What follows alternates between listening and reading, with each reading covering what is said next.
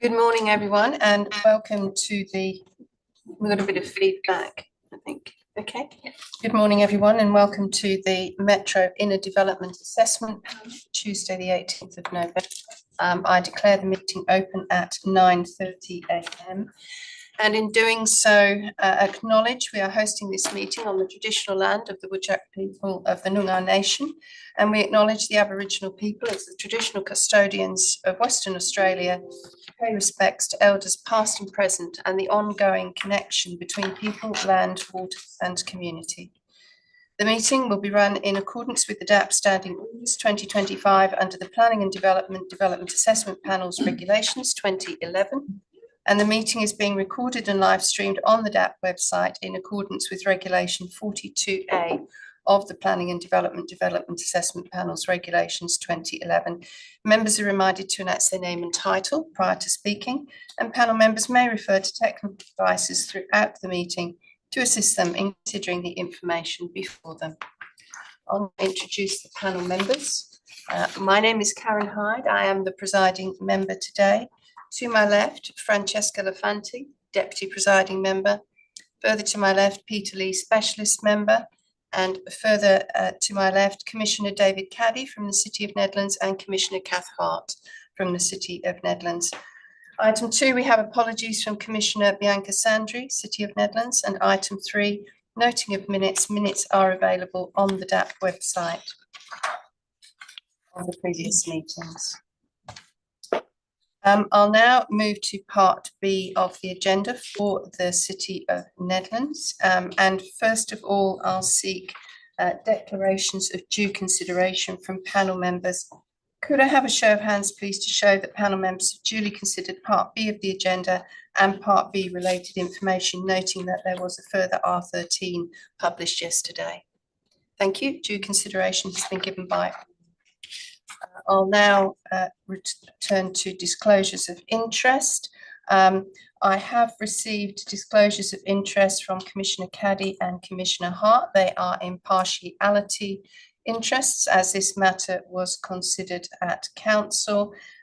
However, the members have acknowledged that they're not bound by any previous decisions or resolution of the local government and undertake to exercise independent judgment in relation to the matters before them.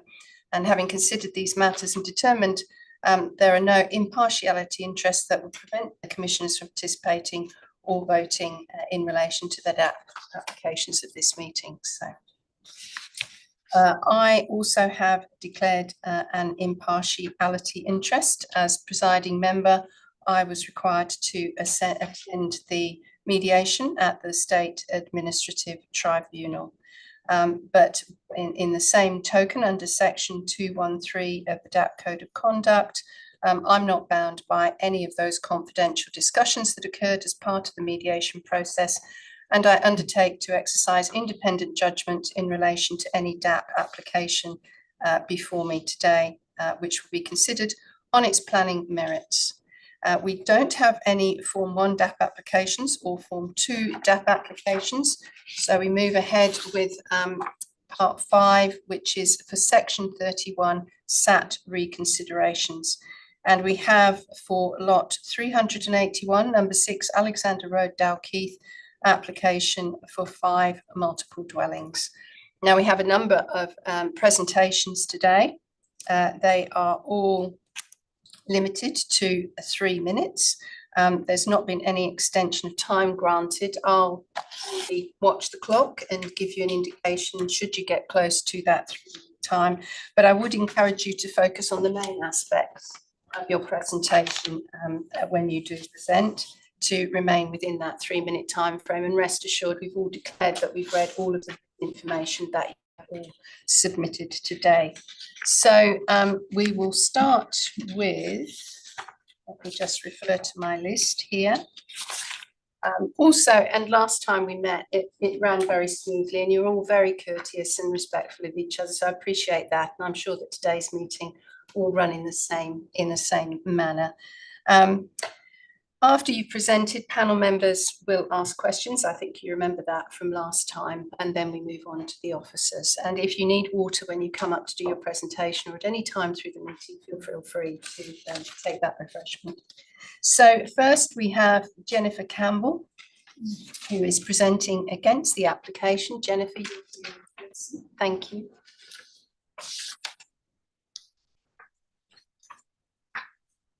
I'm Jennifer Campbell. Good morning, everybody. I'd like to extend a good morning to the Chair and presiding members of the WA Development Assessment Panel. Thank you for the opportunity to address you over this serious problem.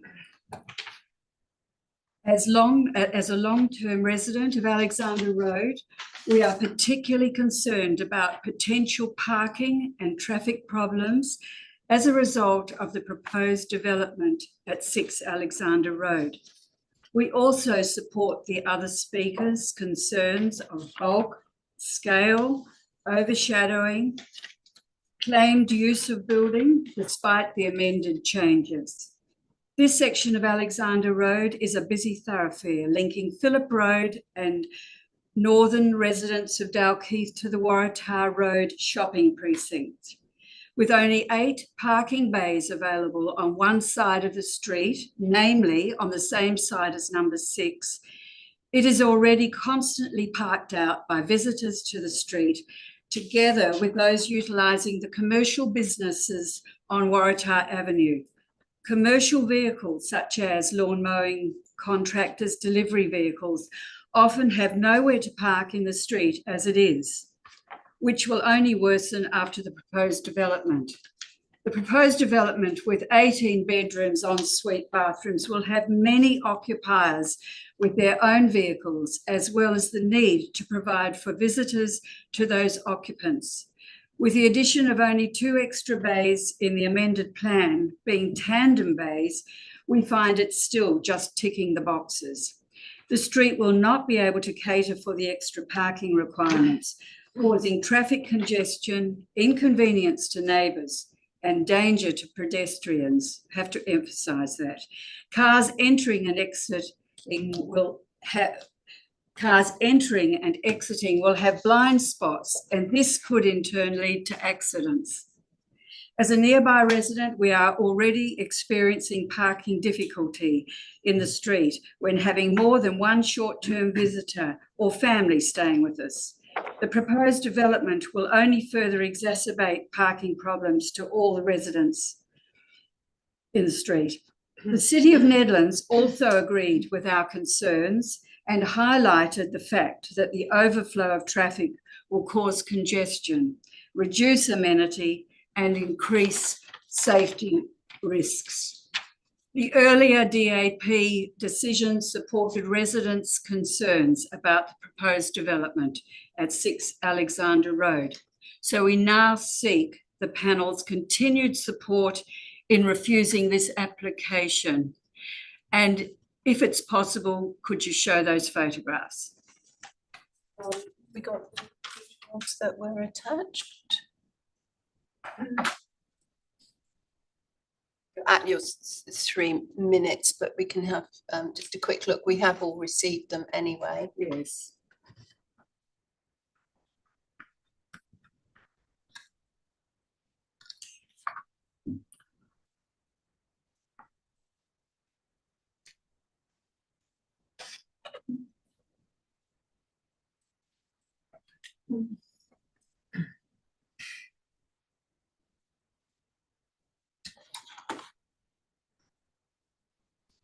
Scroll through them, Kristen. Thank you. And to the next one. Yep.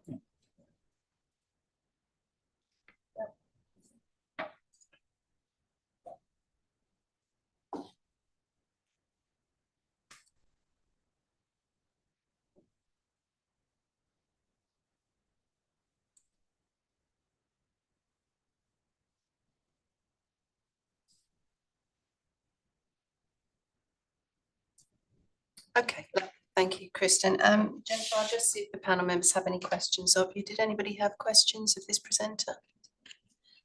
Member Lafanti? Thank you for your presentation, and thank you for the information and the photographs provided. I note from your presentation details, you've talked about the parking congestion associated with the existing development, that housing that's in the area, and you've identified what you consider as potential from the proposed development. Do you know if there's been an approach for additional parking restrictions in that area or prevention of parking to address the concerns that you've raised about the existing parking that's occurring and to enable movement in the street? Do you know if there's been any approach to the city about removing the casual nature of on-site parking in the street by current residents or current resident visitors or commercial activities? To my knowledge, I don't know. I mean, we have brought it up at council meetings on numerous occasions. I don't know that they've, there are any changes that have been made or spoken of. I'll have an answer. It does. I have a similar question to the officers. So the officers, we can get to that when we get to that. Yeah. All right. No further questions. Thank you very much, Jennifer. The next speaker is Jeffrey Kahif. I hope I've pronounced your name correctly. Thank you. Good morning. Morning. My name's Jeffrey Kahif, and I live at 8B Alexander Road, which is directly south of the proposed development at number 6. I'm here today to urge you to refuse this application, primarily because of the proposed excessive building height, which is fundamentally at odds with the character, context, and amenity of our neighbourhood. A 4-storey building in Alexander Road is a glaring anomaly. The overwhelming majority of homes are 2 stories. There are no buildings of this scale on our street. This development would tower over every home around it. It would loom over neighbouring properties, casting long shadows, disrupting privacy, and eroding the comfortable human scale that makes this street livable and attractive. I understand that R80 zoning permits consideration of additional height, but only where it can be justified and only where it can be shown that amenity is preserved and the proposal responds sensitively to the existing context. This is simply not the case here. The height of this proposal would dominate the skyline and would be jarringly out of step with the character of Alexander Road. No amount of architectural flipping or reconfigured massing can hide the fact that this is a 4-storey block in a 2-storey street. It dwarfs the surrounding homes, it clashes with the character of the area, and it ignores the spirit of the planning framework. I would like to finish by quoting Judge Parry in his summary in WA Sat 41 in March of 2021, when assessing a similar 4-storey proposed development. He wrote, "The tribunal found that this proposed development is discordant and incompatible in its height, in terms of its immediate streetscape settings, and presents to the street with excessive bulk and scale when viewed in its immediate streetscape context. This decision sets a precedent that developers of rezoned sites must consider how their projects will impact the real-world neighbours, not just the hypothetical future streetscape. Exactly the same could be said for this proposed development, and I urge you to reject this application." Thank you very much. I'll just see if there are any questions for you. Any questions of this presenter? Member Lafanti. Thank you for your presentation. You have provided us information regarding the 4-storey and the 2-storey within the street, and you've also cited the WA Sat 41 decision. I'm interested in hearing, I suppose, two comments. One about appropriate scale of development from your perspective, and two comments in relation to the WA SAP 41 decision, which in that document, my read of it was a reference to what would be a reasonable scale.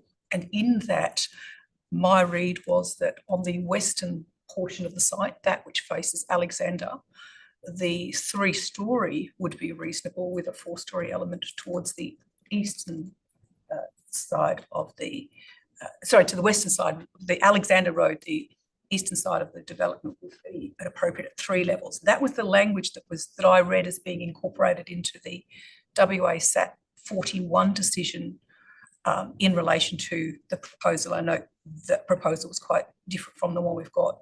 So in your presentation today, within that context, you referred to 4-storey, concern of 4-storey, and the context of the street being 2-storey.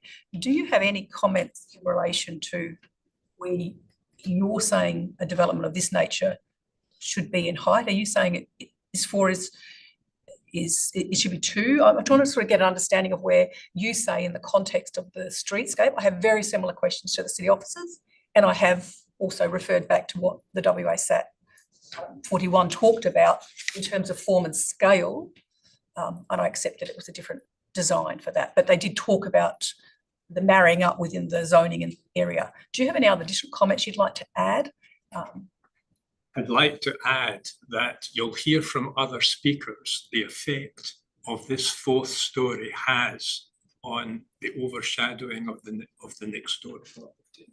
The next door property will be ruined basically by the overshadowing.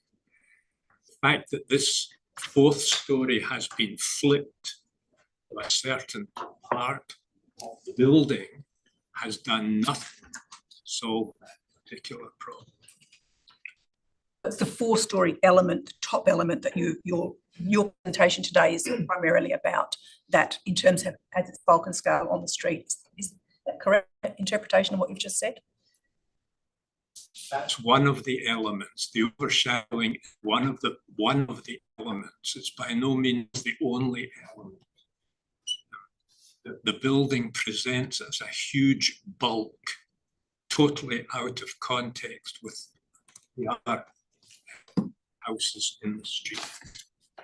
Huge bulk. It conforms with none of the requirements. Its overplot ratio. Look, the other speakers will deal with this in detail. I don't need to go into the detail. I'm concerned about the height of it. It's a 4-storey development in a 2-storey street. The effect it has on the next door neighbour, you will hear about the detail. His house has been designed to take advantage of sunlight. It's in total shadow. Right, thank you, Alan. No further. Thank you very much. Thank you, Jeffrey, rather. Next, we have Alan Cleland presenting against the application.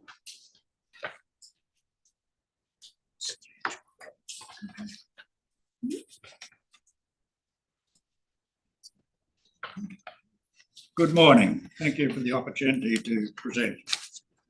My written submission speaks again to the many sound and oft-repeated reasons for the rejection of this building application. I imagine the planners of the City of Nedlands, the experienced people who sit on development assessment panels and the State Administrative Tribunal are by now very familiar with the sound reasons for rejection expressed by Alexander Road residents. They have seen it all a number of times and rejected the application repeatedly. It is plain to me that this wasteful repetition is likely to continue unless the real problem is addressed. The real problem, in my opinion, is 6 Alexander Road and 9 Alexander Road, the only 2 lots that can be developed under the provisions of the R80 code. Because when the last changes were made to this section of Alexander Road between Waratah Avenue and Phillip Road, all the other blocks had already been redeveloped in line with existing lower R codes, which precluded the scale and height of the current development application. While the R80 code applies to the east side of this section of Alexander Road developers will continue to propose developments similar to this many times rejected current proposal, and a proposal that is completely out of place in Alexander Road. New developments on the west side of Alexander Road and lower R codes have not met the same universal opposition from residents in the street. The WASAP 41 decision considered 8 current residential properties in the immediate locality with relatively recent construction quality and value. Since the WASAP 41 ruling, Alexander Road streetscape changes are further reinforcing the reasoning of WASAP 41. 3 Alexander Road, 2-storey houses have commenced construction. Alexander Road, 5 Alexander Road, a 2-storey group dwelling has received development approval. 9 Alexander Road, 2 2-storey houses are in construction. The 6 Alexander Road mega mansion is built, then it will adversely affect the streetscape within 13 new houses in the immediate locality of the site with relatively recent construction quality and value. 4-storey apartment block would be even more discordant and incomplete and incompatible in its heightened terms of the immediate streetscape setting compared to the situation considered by WASAP 41 decision.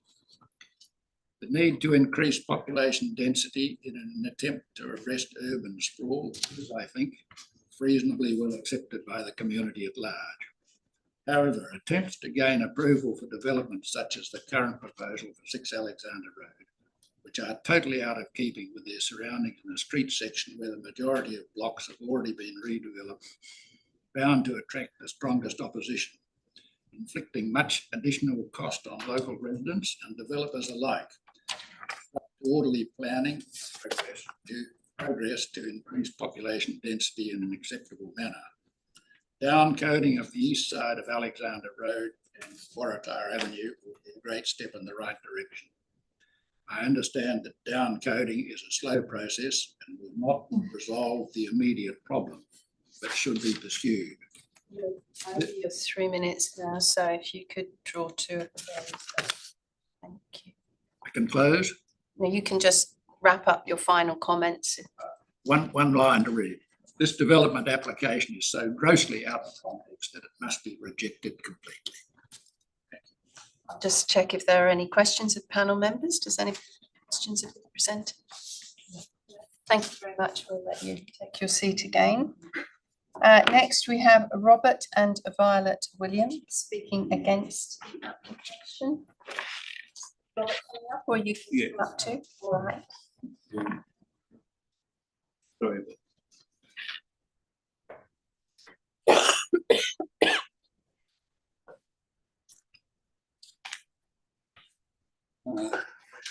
Good morning, presiding members, ladies and gentlemen.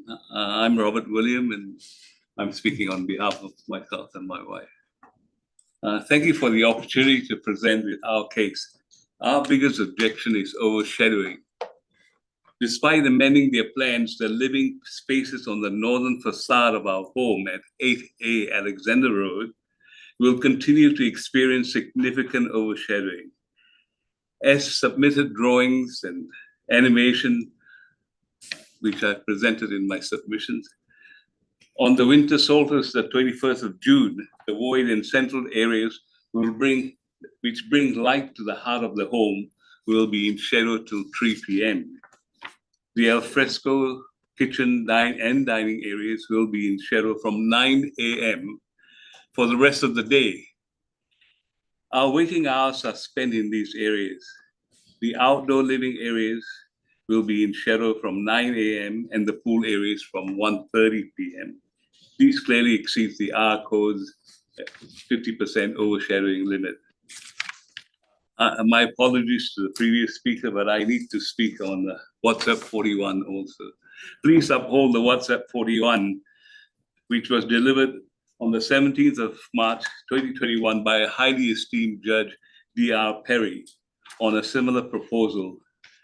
These are his conclusions on page 3 of a 64-page finding, and I quote from page 3.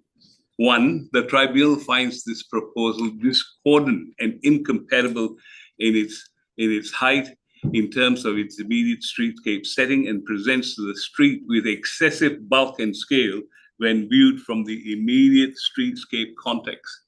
Please note, discordant is a very strong word, meaning not in agreement or not in harmony. Two, the tribunal determined that the proposed development warrants refusal in the exercise of planning discretion. Is not compatible with the streetscape setting and will have an unacceptable adverse impact on the amenity of the adjoining property to the south of 8A Alexander Road by reason of overshadowing and bulk and scale. On behalf of our neighbors and ourselves, we implore you to reject this proposal. Please help preserve the character of Alexander Road so that we may live out our twilight years in peace and harmony. Thank you. Thank you very much, Robert. I'll just see if there are any questions from panel members. At this point, we'll let you return to your seat. Thank you very much. Sorry. Yes. Sorry, Commissioner Hart has a question. Robert, sorry. Yes. I was incorrect. We do have a question for you. Oh, you have a question? Commissioner Hart. Mr. William, I just wanted to inquire in terms of your comments regarding, Yeah, I can't. I'm sorry, just wanted to inquire regarding your comments on the winter solstice. That being the shortest day of the year, does your modelling look at the longest day of daylight in the year as well? And do you have any information on the impact that the proposed dwelling has on more of an average day of the year? But the thing is that everything on your R codes are based on the winter solstice. So our studies are done on the 21st of June. So that would be the basis of all everything's are based. Don't you think so? Just asking if you had any further information about the rest of the days of the year. I have only been there one winter, and it has been a pretty unpleasant winter, even despite the overshadowing. Because of the open living.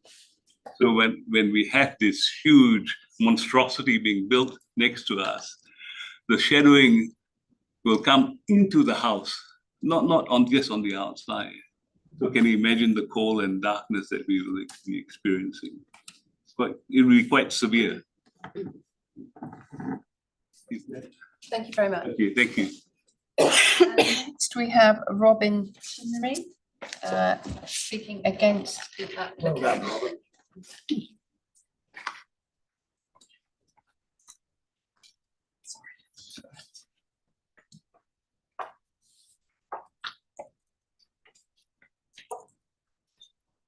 morning. Thank you for the opportunity to speak to you. I'm Robin Chinnery. I am the owner and occupier of 24 Phillip Road, which is the adjoining property at the east, and also the owner of 1 Alexander Road, which is occupied by a family member. I'm against the proposed development, especially in relation to setbacks, height, lot ratio, bulk, scale, and context. While the amended plans make some minor reductions to side setbacks, they do not significantly reduce the adverse impact of the building. At the moment, each of the adjoining neighbours enjoy privacy and amenity in their rear gardens, but the proposed 4-storey building would overlook neighbours' homes, outdoor living areas and gardens, impacting this privacy and overall amenity. Screening, as per the amended plans, is inadequate to ensure the existing privacy and amenity is maintained in future, and there's no screening on the east facade of the building that would overlook our backyard where the grandchildren play regularly. Afternoon shadow from the proposed building would adversely affect trees and vegetation in our back garden, which would be in shadow and no longer in sunshine for the children to play. Significant overshadowing by the proposed building negatively affects the amenity of the southern neighbour, especially their living, dining, kitchen areas, and impacts solar access. While the amended plans marginally improve solar access, an independent technical analysis noted that the key living areas would continue to be substantially overshadowed on the 21st of June, detrimental to the amenity and well-being of the residents. Their outdoor areas would also be overshadowed for most of the daylight hours. The amended plans reduce finished floor level of the ground floor, but it's only a minor change, and the resultant building at 12.3 metres in height is still a 4-storey building, which is excessive in the nearby locality. It's incompatible with the character of the built environment in Alexander Road between Waratah Avenue and Phillip Road that comprises single-storey and 2-storey homes, including 5 new dwellings built under construction and or improved since March 2021, when SAT ruled against a proposed apartment building at 6 Alexander Road. The proposed 4-storey building is entirely at odds with the surrounding single and 2-storey buildings and fails to deliver the transitional scale required in this residential context. 6 Alexander Road is midway downhill from Phillip Road to Waratah Avenue, thus ground levels at the adjoining properties at the south at the east are lower, and also ground levels in the vicinity, including Dalkeith Hall to the southeast. Consequently, its visual impact would be greater and it would appear more like a 5-storey building. Plot ratio permitted for R80 density is 1:1. The plot ratio per the amended plans has been slightly reduced, but it still exceeds the permissible plot ratio. Furthermore, the amended plans reduce this plot ratio by converting other rooms into covered terraces at the north and south sides of levels 1 and 2, which with privacy screening 1.6 metres in height are in effect de facto enclosed spaces. The plot ratio, bulk and scale of the proposed building are excessive. In conclusion, the proposed development is not compatible with the current or future streetscape and in relation to the adjoining properties and in the locality. The amended plans for 6 Alexander Road do not meet all the acceptable outcomes or element objectives set out in Residential Design Codes Volume 2. In particular, the overall height and bulk of the proposed building is not responsive to the present and future scale and character of Alexander Road and the locality. The need for daylight and solar access to the adjoining property at the south is not fully respected and addressed in the amended plans. Earlier in 2025, Metro MIDAP refused the development application for 6 Alexander Road on 7 grounds, and these remain relevant to the applicant's amended plans because they have not significantly changed the height, bulk, scale and plot ratio of the building or resolve the major issues, including incompatibility with the streetscape character. Thank you, Robin. I'll just see if there are any questions from any questions? Fanti. Thank you very much for your presentation. My question, thank you for your presentation. My question is somewhat similar to one of the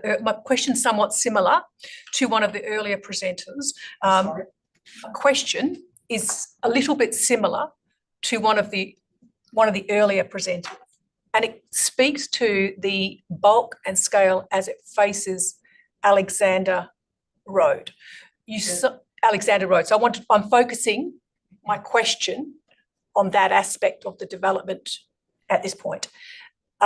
You spoke to WASAT 41, the SAT determination, and you talked about the interface and compatibility with road. Do you have any comment? You've talked about the 4 levels. Do you have any comment about the proposal? Are you talking at the top level, the 4th level, or are you also talking about the lower levels?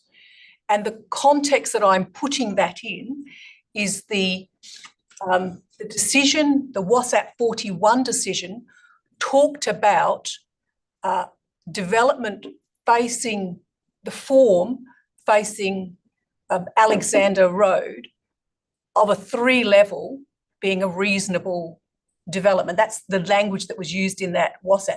Your comment today, were you talking primarily about the upper level, or were you referring to the whole of the form facing Alexander Road? I think the plans that were presented previously when WASAT gave that ruling were not acceptable because of the bulk and scale and that fourth level in the context of Alexandra Road.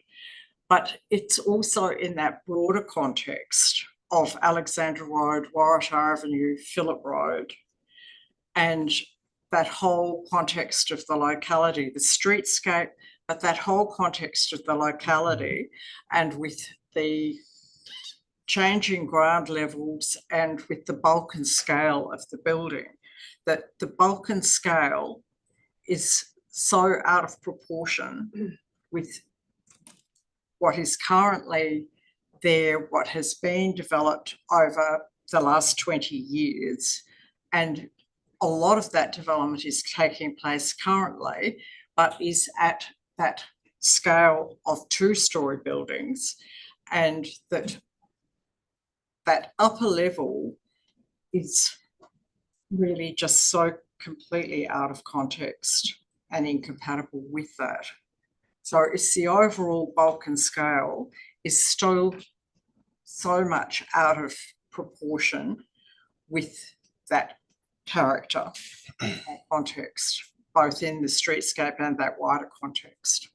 Thank you. I have no further questions. Thank you. There are no further questions. We'll let you return to your seat. Thank you very much, Robin. Next, we have Paula Melling speaking against the application.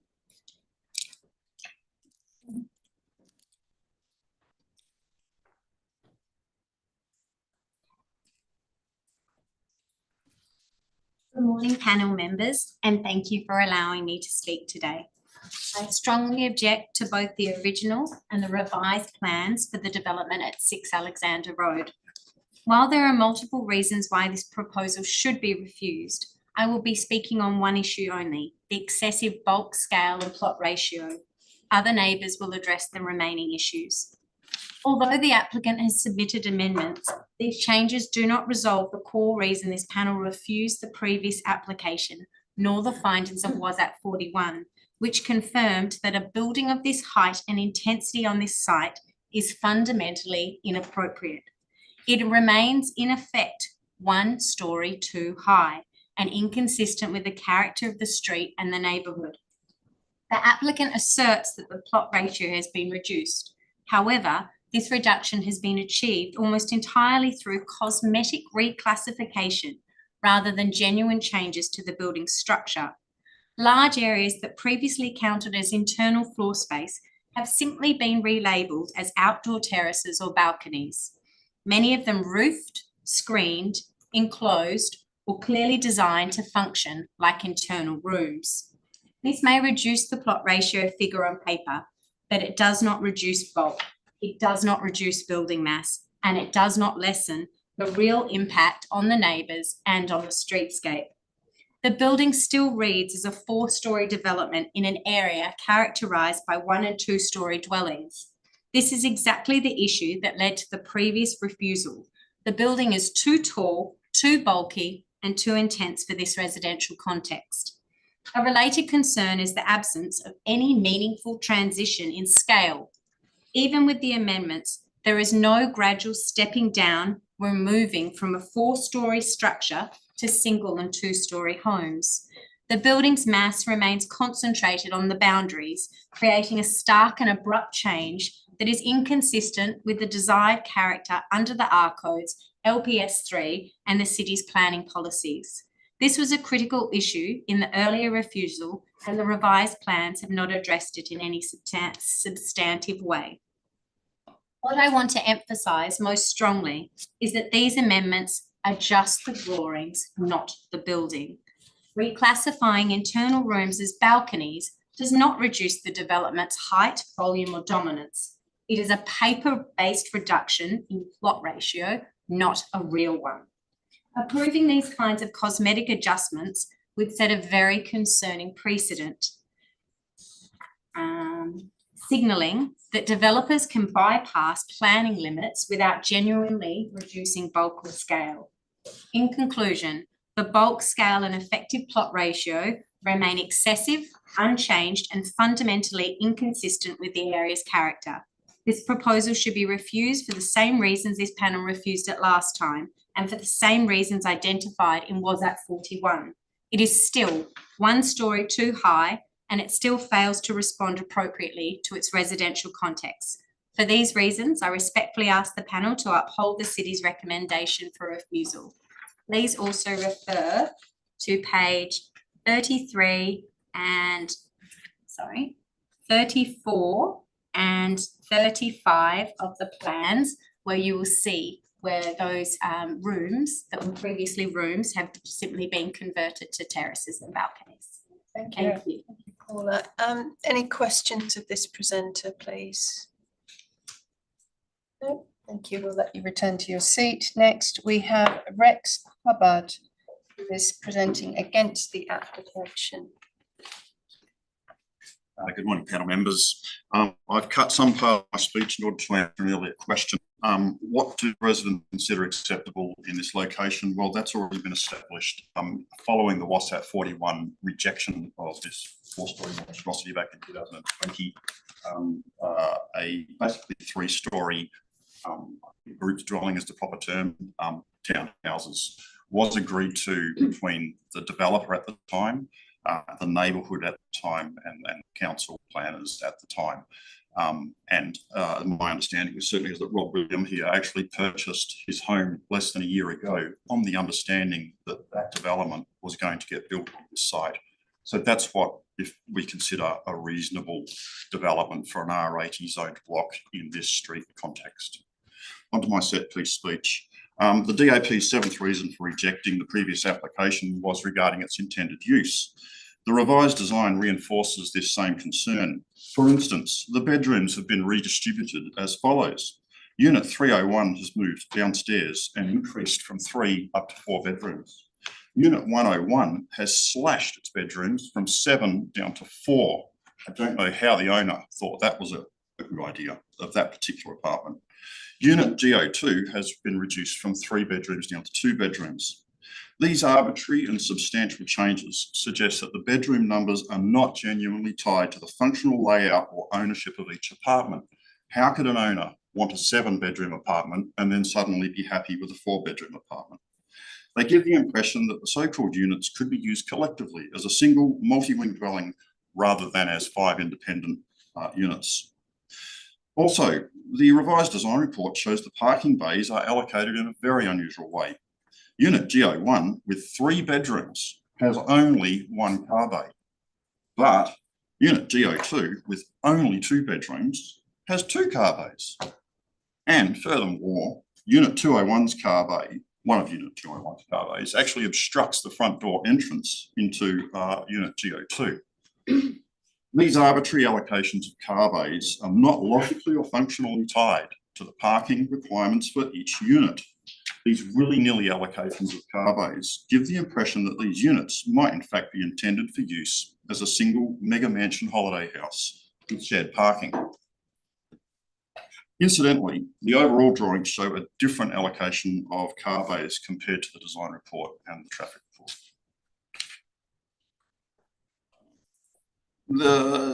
At the previous DAP hearing in May 2025, the architect here, Philippe Soto, said, and I quote, "The caretaker is a chauffeur that might be travelling or could be travelling with them when they are visiting Perth or one of the kids," end quote.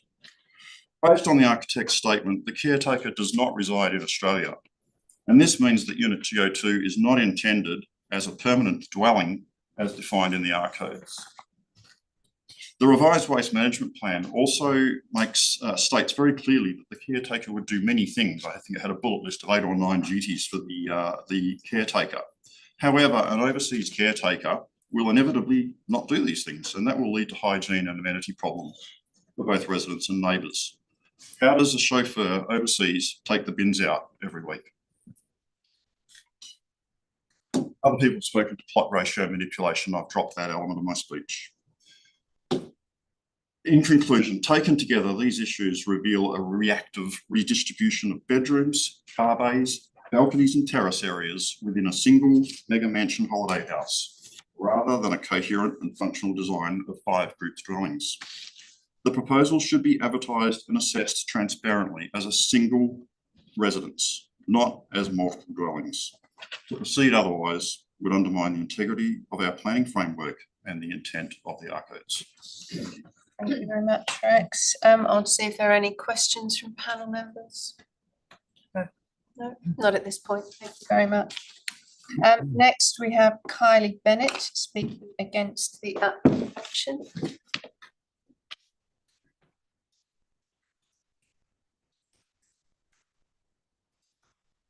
Morning, presiding members, panel members, council members. Unfortunately, this third incarnation of the proposed 5-apartment family and staff mega mansion holiday house still contains fundamental design flaws, particularly in parking layout, resident safety, and the caretaker chauffeur apartment. Firstly, in Space Collective Architects' latest submission, the 2 car bays allocated to apartment G02 are not located outside its only entrance. This creates a serious functional and safety issue.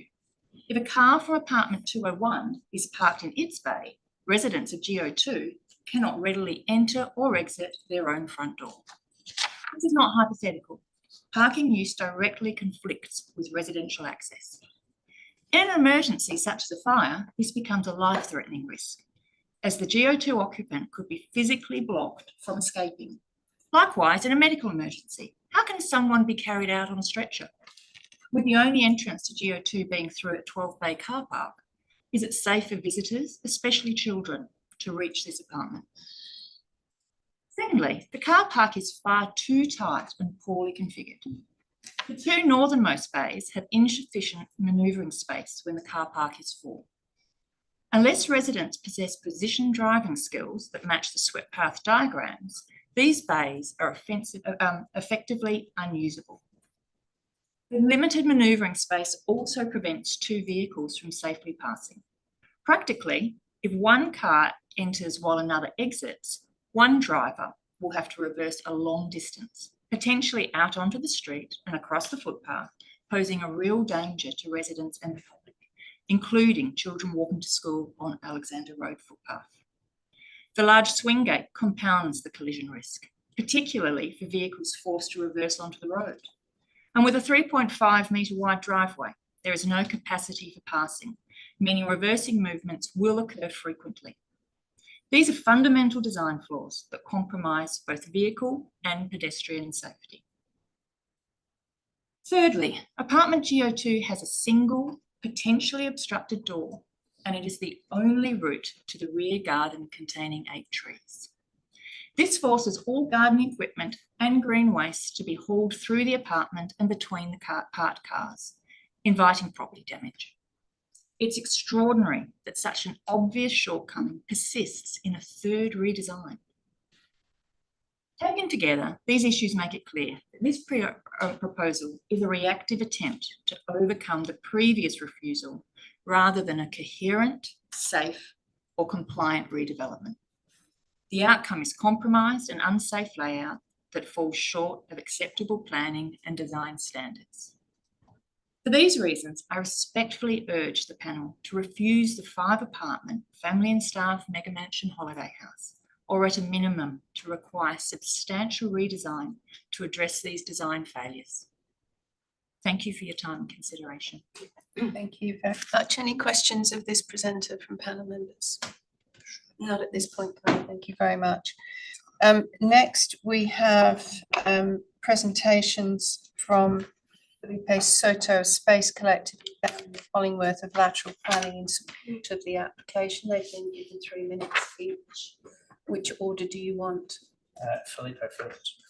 Or we can just go. Would you mind if we both attended? Both sit up there, it saves the coming and going, doesn't it? Yep. We also, Felipe, I believe you have a PowerPoint, so Yes. let's get that up.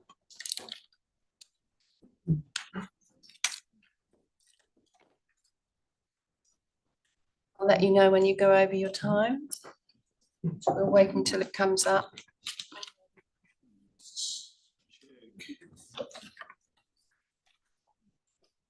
All right.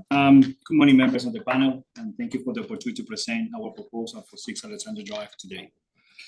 Our proposal before you today has undergone extensive review by both the local design review panel and members of the SAT to ensure a sympathetic response to the existing context within the current planning framework. Substantial changes have been made, One apartment has been removed, limiting the roof terrace only to the amenity of the residents. The massing at the southeastern corner has been reduced to improve solar access to our neighbor in the south, and the floor ratio is now only slightly above compliance. And parking provision has been improved to address the concerns raised with our previous proposal. The suggestion that our proposal does not fit within the surrounding context is simply unjustified. The design presents to the street is as well-proportioned pair of three-story townhouses, carefully reflecting the established narrow subdivision pattern and contributing positively to the existing streetscape. This has been a considered decision to ensure our proposal marries the existing context and look at the near future established within the planning scheme. Several DRP meetings confirmed that our proposal is consistent with the existing character of the adjoining single houses, which have been built with high site coverage. More importantly, the DRP believes that a well-articulated and landscaped four-story multiple dwelling project is compatible with both the existing properties and future character of the area. Our commitment to being a good neighbor has been reflected in several of the changes outlined before, with the clear intention of providing a contextual response to the surrounding context. Parking has been increased within the site, floor ratio is almost compliant, and most importantly, setbacks have been carefully reconsidered to ensure the proposal responds to the adjacent properties. Now let's discuss our neighbor to the south. A significant portion of the southeastern corner has been removed to address all concerns related to the built form transition and overshadowing. The sections on the screen present a clear comparison between our previous and revised proposal, with all the blue hatch sections being removed from our original concept. More importantly, the dashed blue line describes the 10 meters maximum height within the three-story deemed to comply scheme, which is only exceeded by half of a story in our current proposal. Our proposal is not even a full story beyond the maximum height of a deemed to comply scheme. Overshadowing has also been carefully considered. Please keep in mind that the site next door is R80 within the R codes. We continue to demonstrate that the proposed massing achieves outcomes well above acceptable standards, with only around 25% overshadowing of the site and none of the roof, which are critical elements within the planning scheme that we got in place at the moment. A solar study, and I think this is very important. These diagrams, what they present is the more red and yellow that you have, the more hours of sunlight that you go on the 21st of June. So you're at 3 minutes now, so if you could draw to a conclusion. A solar study of the panels confirmed that our proposal performs well beyond the expectation of the planning scheme. The diagrams on the screen clearly show that the proposal provides superior solar access outcomes, supporting the conclusion that the additional height is an acceptable and well-considered response under SPP 7.3. One last comment. The street interface forms the foundation of our design response. As illustrated on the screen, the rooftop amenity is completely hidden from the public realm, with all the structures deliberately located to the eastern side of the site. The building height and the front aligns precisely with its neighbors, reinforcing a cohesive, respectful, and contextually appropriate streetscape. Thank you very much. Panel members, would you like to hear from the next presenter, or would you like to ask questions of this presenter at this point? I would hear from both of them. Roll on through. All right, thank you very much. So next we are hearing from Daniel Hollingworth of Lateral Planning in support of the application. You don't have a PowerPoint, do you? No. No. Okay, thank you. Thank you very much and good morning, panel. Daniel Hollingworth with Lateral Planning. We're the applicant for 6 Alexander Road. The amended application for your consideration today is the product of a frank mediation session, which has resulted in meaningful design refinements and reconsideration by the city and the chair of the city's design review panel. All amendments which we've made have specifically targeted the matters raised by this panel earlier this year. And we say the result of the frank mediation and those design refinements is a development proposal which is responsive to the planning framework and the locality that is positioned within. In respect to the city's recommendation, it's important to bear in mind that the site and the locality is applied a density code of R80, and that density code has been consistently affirmed, notwithstanding attempts to reduce it. And R80 is an abstract number. It's an expression of the intended future character and scale of development within the area. And Local Planning Policy 5.14 was recently adopted by the city and it gives effect to that vision. The policy was informed by detailed built form modelling for the precinct and explicitly contemplates medium density 4-storey built form as the preferred future character. As this application is consistent with the scale of development contemplated for the R80 density, as well as all of the policy provisions of LPP 5.4, which implements that density objective, it follows that it's compatible with the future desired character. That logical outcome appears consistent with the view of the administration, which was captured within the Regulation 13 response circulated yesterday, where it was stated that the long-term planning intention for the precinct is development of a scale expected at the R80 density. And to remind everybody, the expected density of development within the R80 density is 4 stories. The RAR goes on to identify that the development satisfies the building height and overshadowing provisions of LPP 5.14. The proposal provides a minimum of 5 hours of solar access to the neighbours' solar panels and generates no overshadowing of the primary garden area. The street-facing height of 9.2 metres is comparable with the 2-storey dwelling to the immediate north, and the maximum height of 12.3 metres is more aligned to a 3-storey outcome provided through Table 2.2 of the R Code Volume 2. In our view, it would be inconsistent with the intent and structure of the R Codes to accept that LPP 5.4 satisfies the element objectives of the R Codes, yet conclude that a compliant development does not. Daniel, you're at 3 minutes, so if you would like to draw your conclusion. Thank you very much. The amended designs significantly reduces overshadowing to the southern neighbour through a 500mm reduction in height, a lowered ground level, increased southern setbacks across multiple floors, precision of the top storey and removal of solid roof forms. The result is a proposal that meets the qualitative and quantitative overshadowing expectations. So to sum up, in our view, the amended design gives effect to the density that's applied to the locality. It complies with LPP 5.14. It satisfies all relevant element objectives and is consistent with the desired future character for this precinct. So we would respectfully request that you move the alternate. Thank you very much. I'll refer to panel members for questions now, and I'll invite the commissioners to commence any questions that they may have. Commissioner Caddy? Not from me. All right. Commissioner Hart? For me, thank you. Panel member Lee? Yeah, I've got a question, Felipe, on his revised drawings on page 13. Of the power? Yeah. So we could refer back to that, please, Kristen.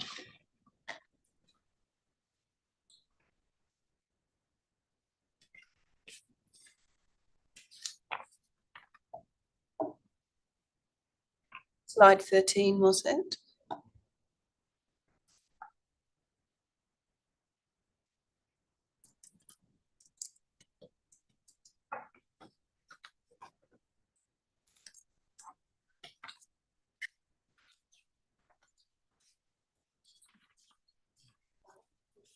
Top floor of the refused and revised, where it shows Sections.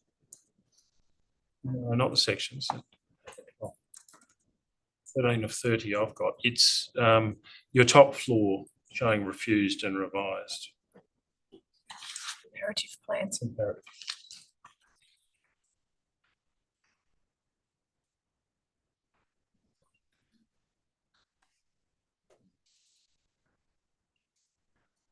They're sort of side by side, Kristen. We've got sort of two and they've got pale green in them, and there's the refused and then the revised next to each other, or just one below the other. Not that one? No. There's the one before. They're floor plans. Yeah, keep going. That one. That one. Thank you very much.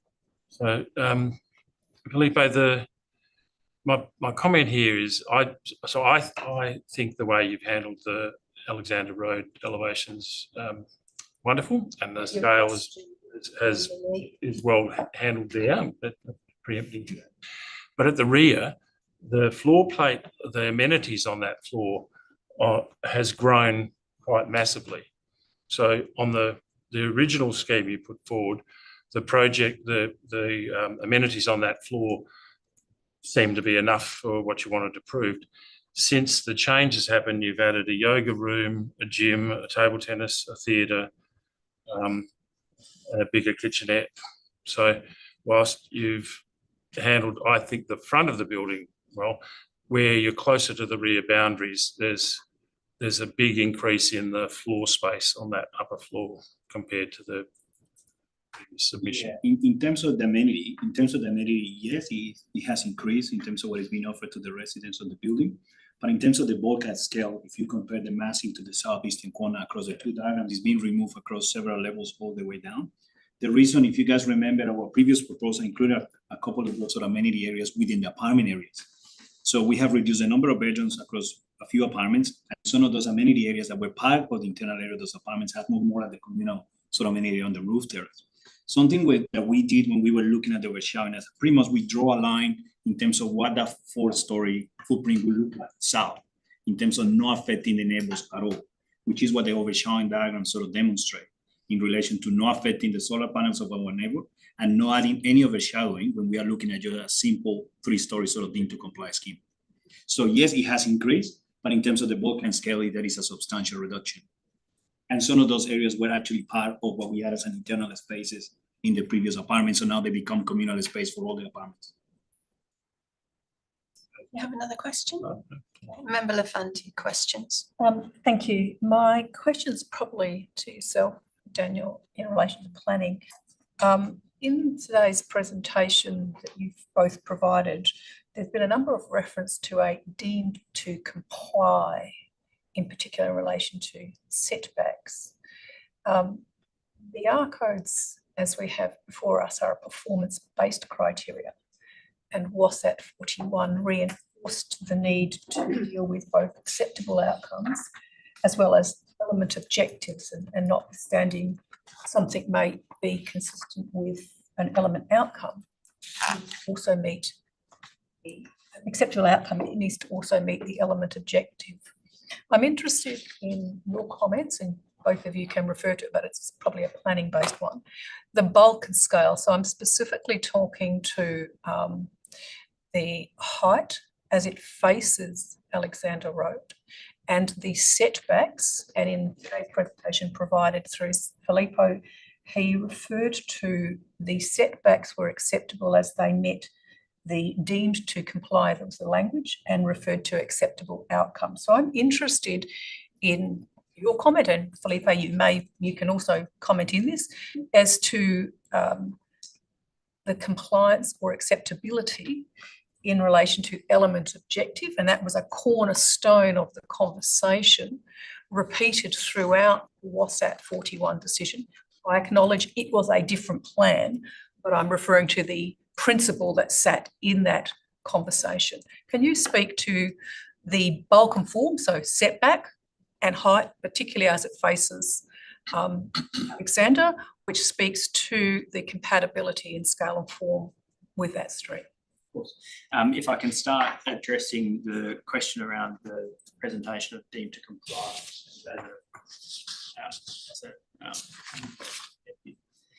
I think the reference to that is embedded within Filippo's design report and in his presentation, and it is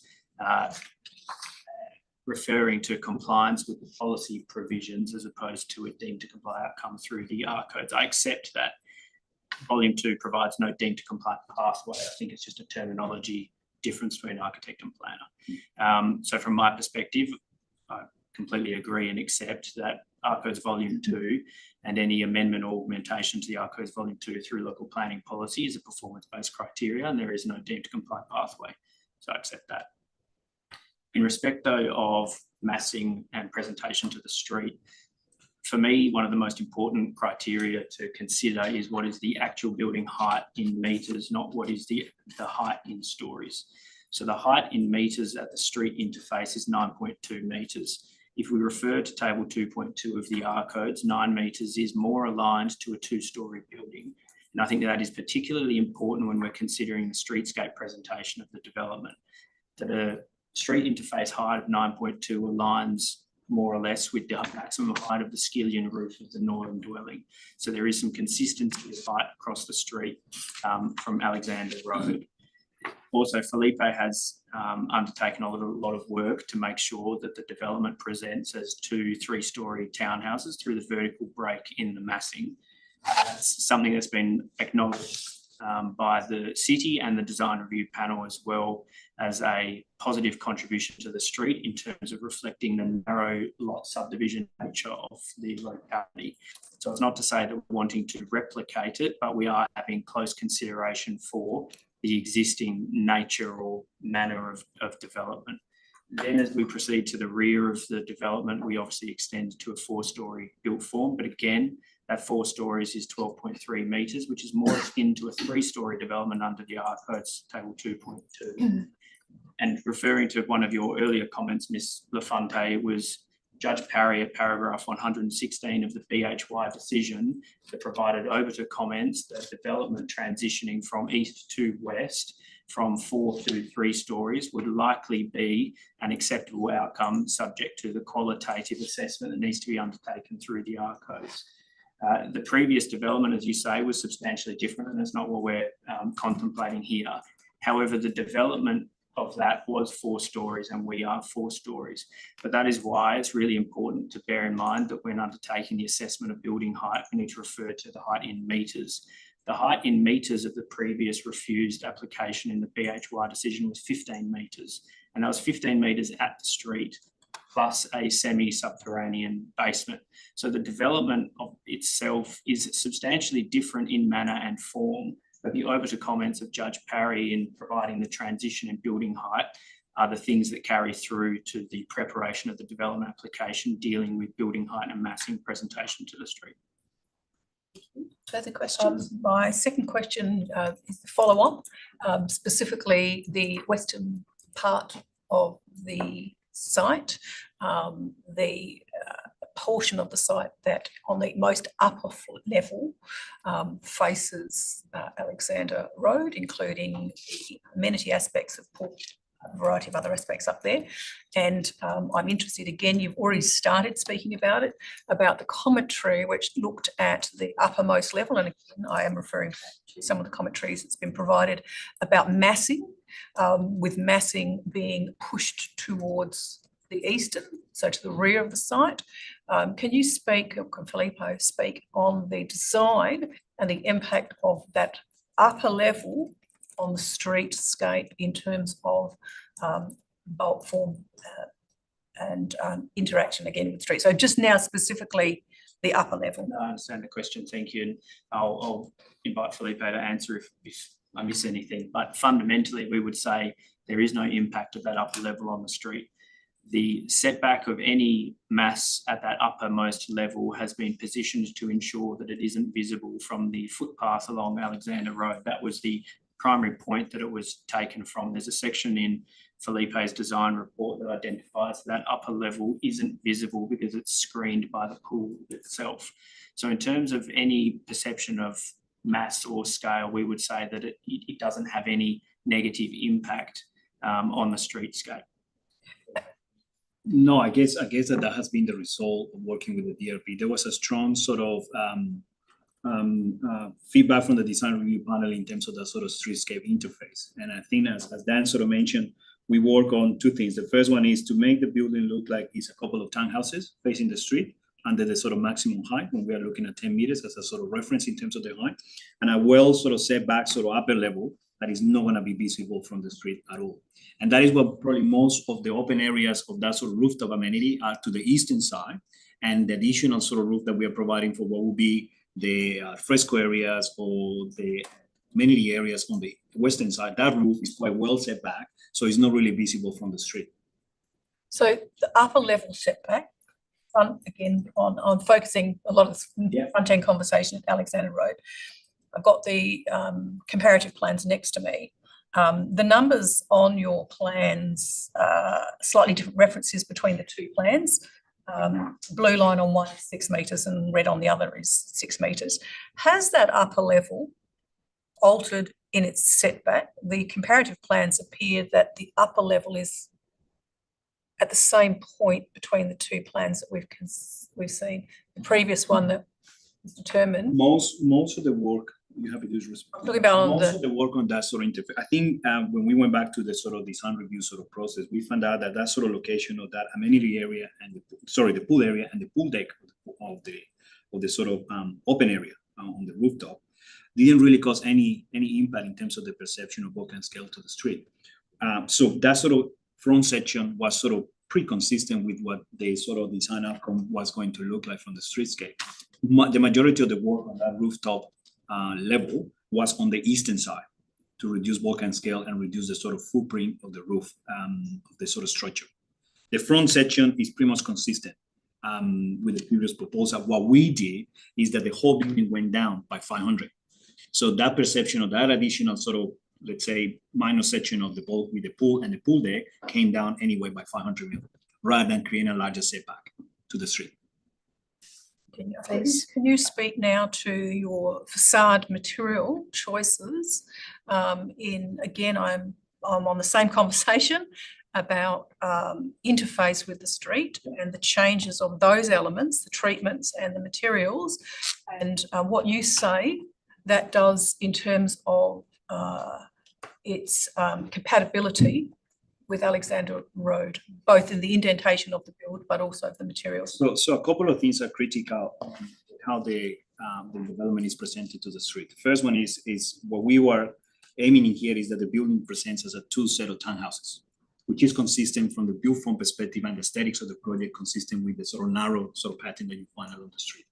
The material selection and the aesthetics are more related to a sort of investigation that we did in conjunction with the design review panel, looking at something that was moving away slightly from the traditional white paint render and gray render. We wanted to bring texture to the street rather than just looking for the traditional way of doing sort of these sort of developments on the street. And there is a strong Art Deco sort of sense in Dalkeith around this area that we sort of pick up from. And we sort of got a lot of support from the design review panel, trying just to bring a little bit of that sort of Art Deco history to the street as much as we can. The material palette is probably white face brick. That is what we're exploring. There is a strong sort of screening element because we're facing west and we want to have a responsive sort of elements to the weather, to the western sun, because we got some balconies facing the street. We are committed to engaging the balconies and the residents of the building as much as we can with the street, but we also are mindful of what the weather and the sort of environment can do on a western sort of facing facade.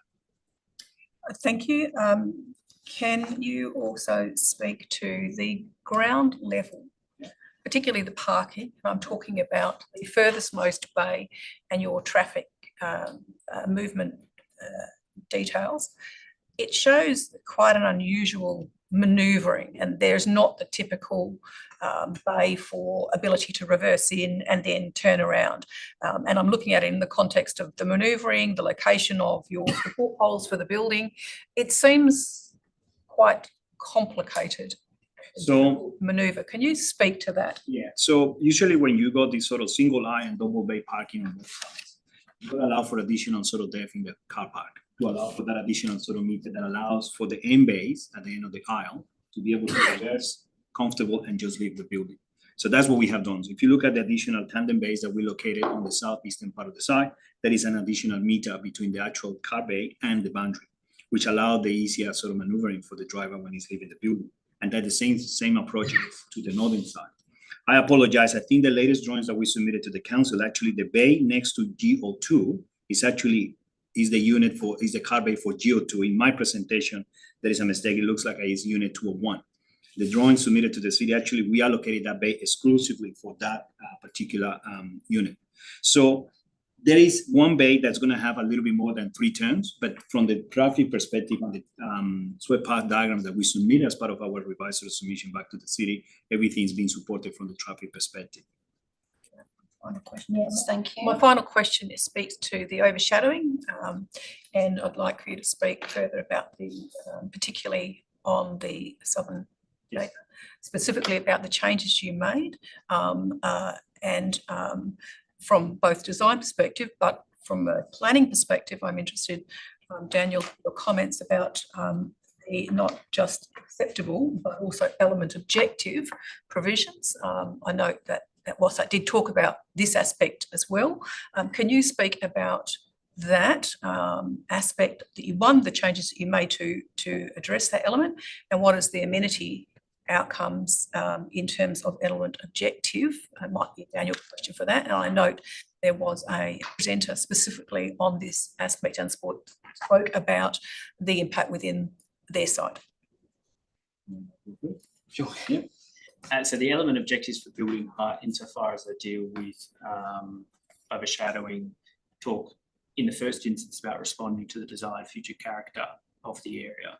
And we would say that the local planning policy and the application of the R80 density quite clearly established the desired future character of the area.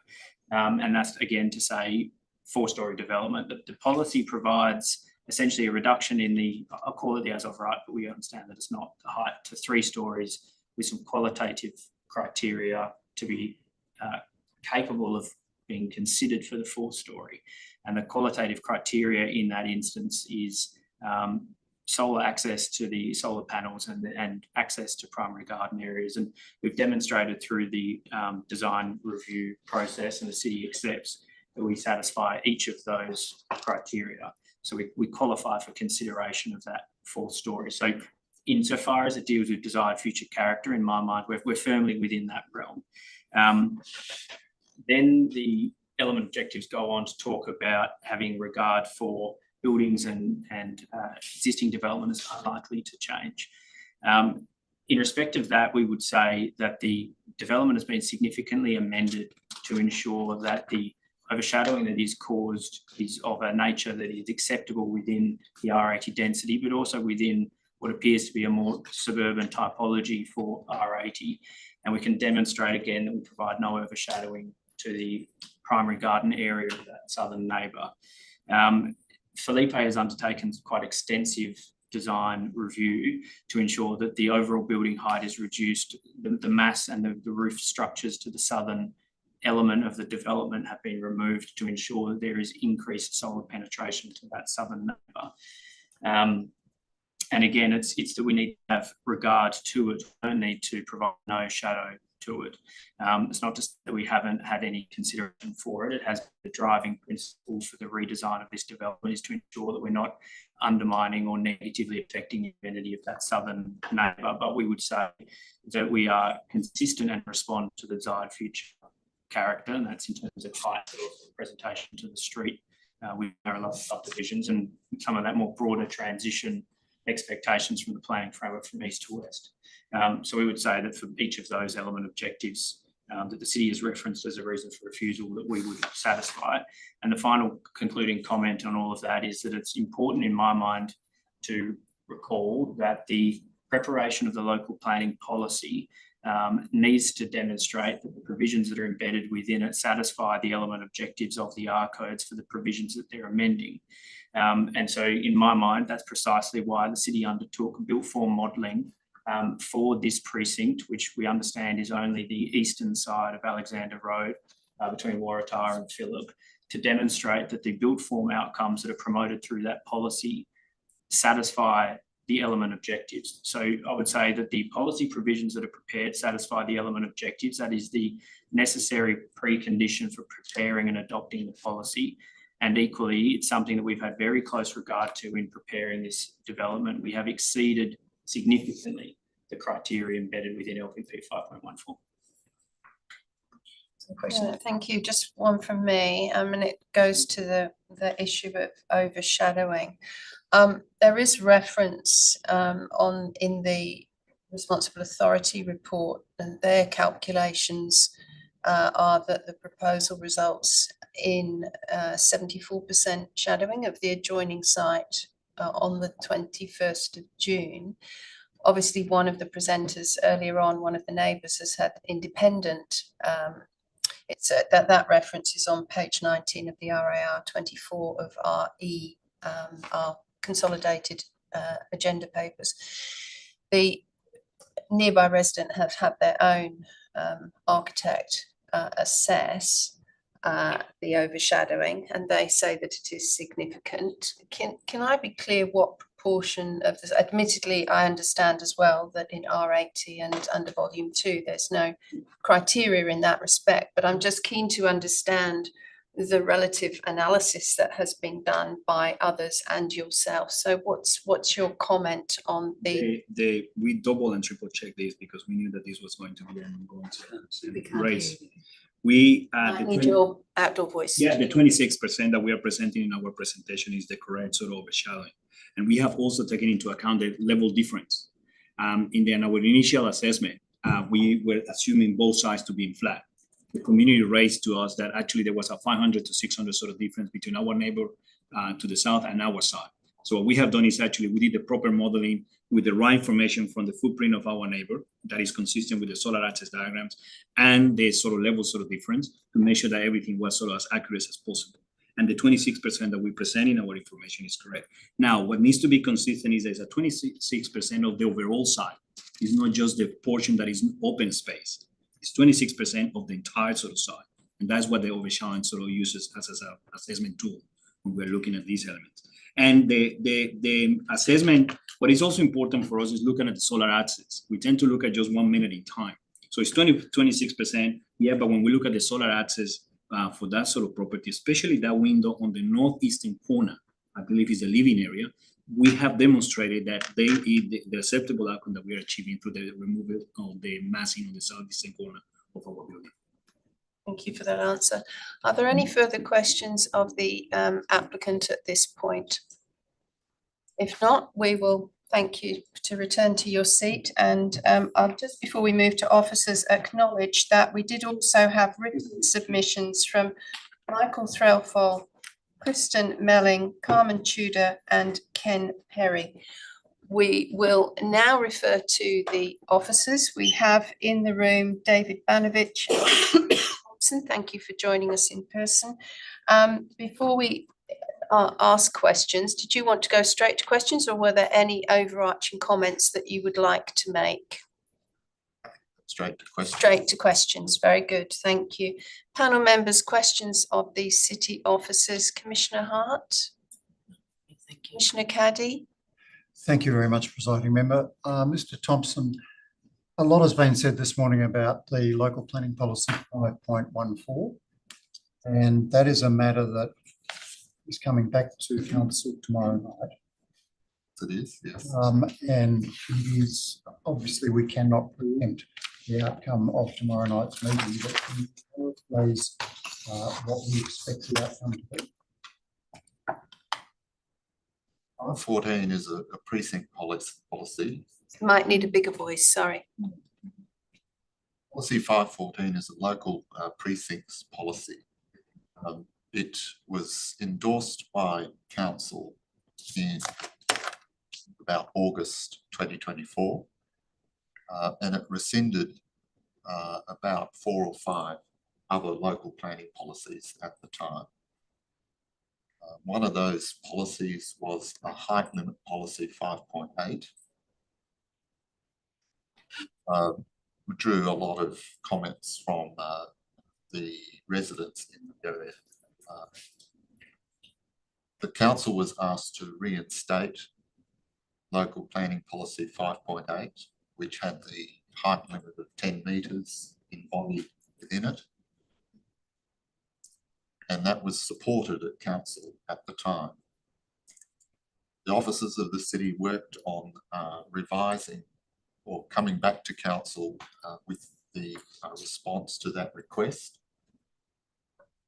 The request left us with a approved policy 514 and another policy 5.8, and the two of them conflicted with each other.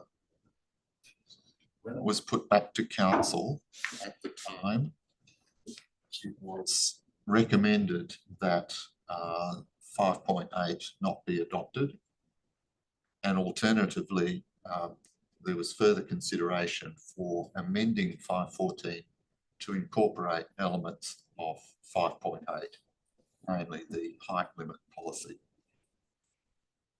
That is what is being brought to council tomorrow night, which is an amended version of 514. So that will be going to council tomorrow. Thank you very much. Thank you, Commissioner Caddy. Other panel members, questions of the officers? Member Lee? Member Lafanti? Yes, I have a couple of questions. On attachment, it's attachment 5, ARCODE Volume 2 assessment. There is, if you can go to that one, I will speak to that for you. There is a number of provisions where you say objective not achieved. I don't want to speak about those just this moment, but you highlight in green that there are objectives that, for example, it's partially achieved. So 02.4.2, which is building boundary setbacks are consistent with the existing street pattern or the desired streetscape character. Your comment is that it's partially achieved, but you go on in that comment at the last sentence to say, overall the setbacks are considered to satisfy the element objective and are supported. Could you speak to Benzo? Unfortunately, the responsible officers come down with COVID. Oh. So I'm not able to confirm too much on what the intent Excuse me, speak a bit louder for unfortunately Either that, or maybe you could swing your chairs a little bit more, maybe for BMS. Very far away and very. unfortunately the officer's not here that could, I guess, discuss the reason behind the explanation, but we have in the RAR actually discussed a section where we thought that, or where the city considers that several elements of the ARCODES meet the acceptable elements, and we talked to street setbacks, and we also talked to boundary setbacks. So I guess based on the amended plans that we received and considered, the city was generally satisfied that the setbacks are consistent with the existing and the future planned framework in terms of the street setback. So the property directly to the north and property directly to the south have a consistent 5-metre setback. So the general street setback is generally consistent, and then the lot boundary setbacks meet the element objectives through, I guess, design changes that address articulation. Thank you. Leading on from that, and I'm honing in on pretty much the same questions I've asked of the presenter, and I'm oscillating between your RAR. Yep. And I also have reference to WASAT 41. There's been a lot of conversation on that. So my question relates specifically to compatibility of form and scale, including height, with streetscape. So that's where my question actually is going. The background to that question is that the officers have assessed in the RAR as, and you spoke just a few moments ago, that bulk and scale, so setback of building from street and setback of building from boundaries, I'm assuming you mean on all of the levels, yeah, is acceptable. So that's what the planning assessment says, and it's backed up in that schedule that I was just referring to. The commentary in your RAR says, notwithstanding those elements, the proposal is inconsistent and not compatible with the street.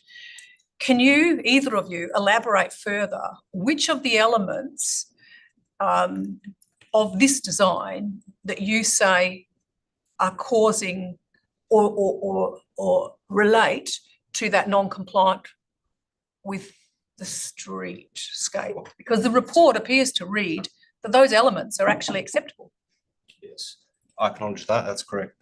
It's essentially to do with building height. And going back to WA WASAT 41, it's something that no one's really discussed. So you just might be just a touch louder. Just with WA WASAT 41, it's something that no one's discussed so far, but basically Judge Perry talks to the proposal to be, basically suggests that the development is 1 story too high on the western side of the development. Yep.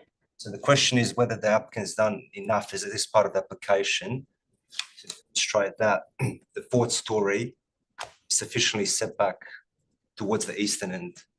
And what we're saying is based on design, it is not set back sufficiently back because the lot boundary depth of the site is 50 metres. So to be on the eastern side of the development, the building footprint on the fourth level should be at least 50% in. So let's say 25 metres approximately. But there are sections of this development which incur up to 16 metres from the boundary into that western end of the site. Now, the question is whether that section is sufficiently obscured from the streetscape. The city's position is that there are elements of that section that are going to be still visible from the street.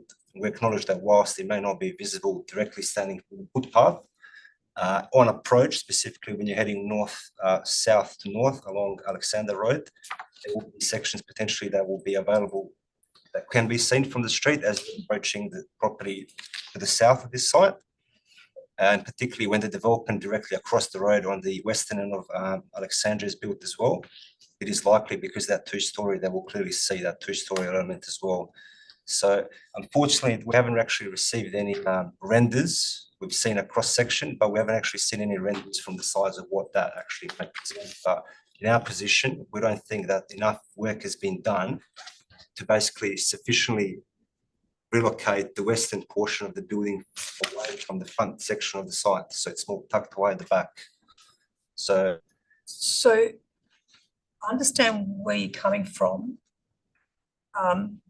The plan that I've got here, which is the plans in the document, that western portion of the uppermost left includes no roof to that structure. There's what I would refer to as a bit of a parapet at the front, a pool and some what appear to be lounge chairs.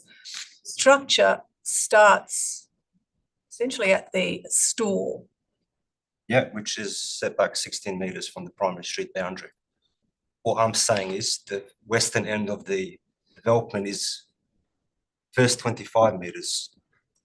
So as per Judge Perry's comments, this development is 1 story too high on the western half of the site. Okay, so that plan that he referred to as had a full boundary to boundary story, like quite a big form. So you're saying this has similar, or not similar, but the impact of this at the western side is still of a concern. Well, yeah, I acknowledge that the applicant has taken cues in terms of allocating that bulk and scale away from the street. And it's a different proposal, but to me, it's still, there is a 4-story element within the western side of the building, which essentially is not consistent with the existing streetscape and unlikely to be consistent with the short-term planned streetscape because most of the stock is relatively new two-story. Thank you for that. So your primary concern, as I read this document, which as I've already indicated, a number of the provisions here you've said are acceptable. The design has come up with meeting all of the 10 design principles, but your primary concern is the street interface. That's correct. Upper level. That's my first question. My second question goes to the comment around the northern sunlight to the southern. Yeah. Again, it's point 3 of your commentary in the recommendation for the refusal. Can you speak to that particular element? And I, again, am interested in understanding both the element objective as well as the acceptable outcomes. And I do, again, refer back to this comment on the WASAT decision where they talked about the proposal not requiring overshadowing to be avoided, but rather the building form and orientation of the development minimises overshadowing. And they did talk in that document about, or that determination about particularly the solar collectors or solar panels on the roof and less about protection of light directly into all of the ground level windows. Can you speak particularly in relation to, so in that context, in relation to the proposal we have before us, what's the primary concern that you have in relation to point 3 of the reasons? again, the report seems to say on many of those aspects it's acceptable. Yes. So we acknowledge that there are no acceptable outcomes when it comes to overshadowing for residential density of R8 beyond. But we have to factor in the element objectives, which talk to ensuring whether the overshadowing can be into adjacent properties. Now, it's pretty clear that this development will not overshadow the solar panels on the roof. I think that's been clearly demonstrated. But it's the issue of the collective overshadowing to ground floor, upper floor spaces, which comprise of habitable rooms and outdoor living areas. Particularly the upper floor is heavily constrained. If this development is to be approved, it will be heavily constrained by the bulk, overall bulk, because it has large windows. Although there are windows to habitable rooms, there are a void which provide light into habitable rooms away from that site. So effectively, most of the overshadowing will be affected on the first floor level, and then on the ground floor, it's just a collective bulk impact across the day. So 21st of June is, I mean, at the worst case scenario, and although they meet the minimum two hours sunlight, the design probably doesn't work enough in terms of, I guess, scale to minimize that impact. And it comes down, I guess, to what I was saying before when it comes to streetscape character. As per Judge Perry's recommendation, his view, the western side of the building, there shouldn't be a fourth-story element. So if there was no, hypothetically, if there was no fourth-story element, it's likely that the overshadowing in totality for this development would be far less. Also to the point, and this wasn't covered in the RA, we also have some concerns in terms of the collective or cumulative common open space areas, so communal open space areas, which are actually internalized. It's quite a lot of space for 5 multiple dwellings providing such amenities. But again, if it was a moderate sized communal open space area from the east end into the site, that would then further reduce the collective overshadowing onto the southern property. So what we're saying is whilst we acknowledge that there's no acceptable minimum overshadowing percentage, it comes down to the bulk and character overall of the proposed development, which exacerbates the need or overshadowing onto the affected southern site. Good comment as well on the overshadowing. The house on the south side is not a normal house. The whole side of the house is designed to address the northern sunlight. A lot of light on that side, which serve the living areas, the kitchen, and so forth. It's like the heart of the house. So this development has a substantial impact on the northern light into that property.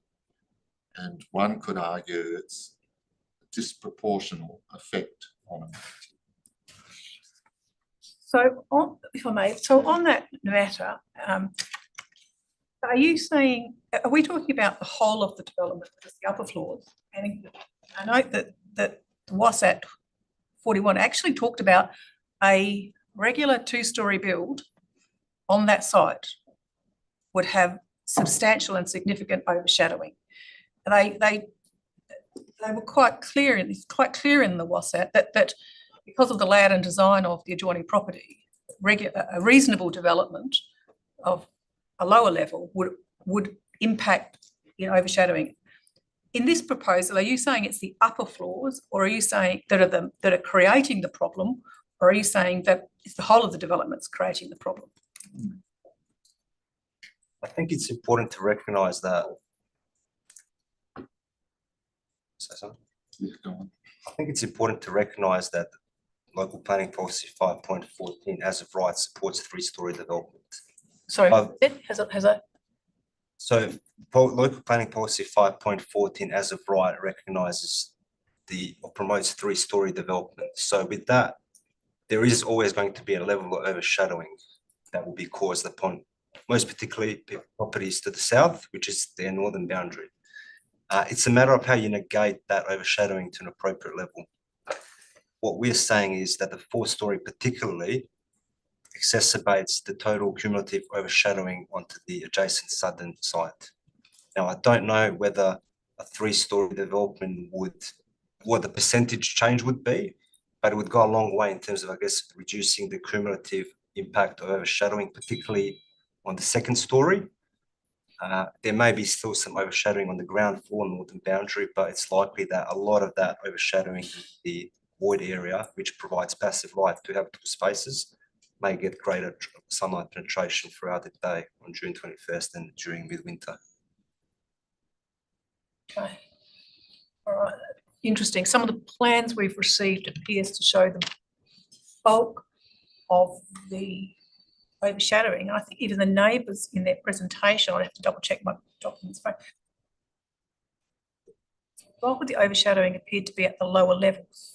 If you go next, there is a bunch of diagrams, and there's a floor plan that shows the cross section also to the 2-story. So there's 2 different cross sections, both for ground floor and upper floor. Yeah. Okay. What's my question for this juncture?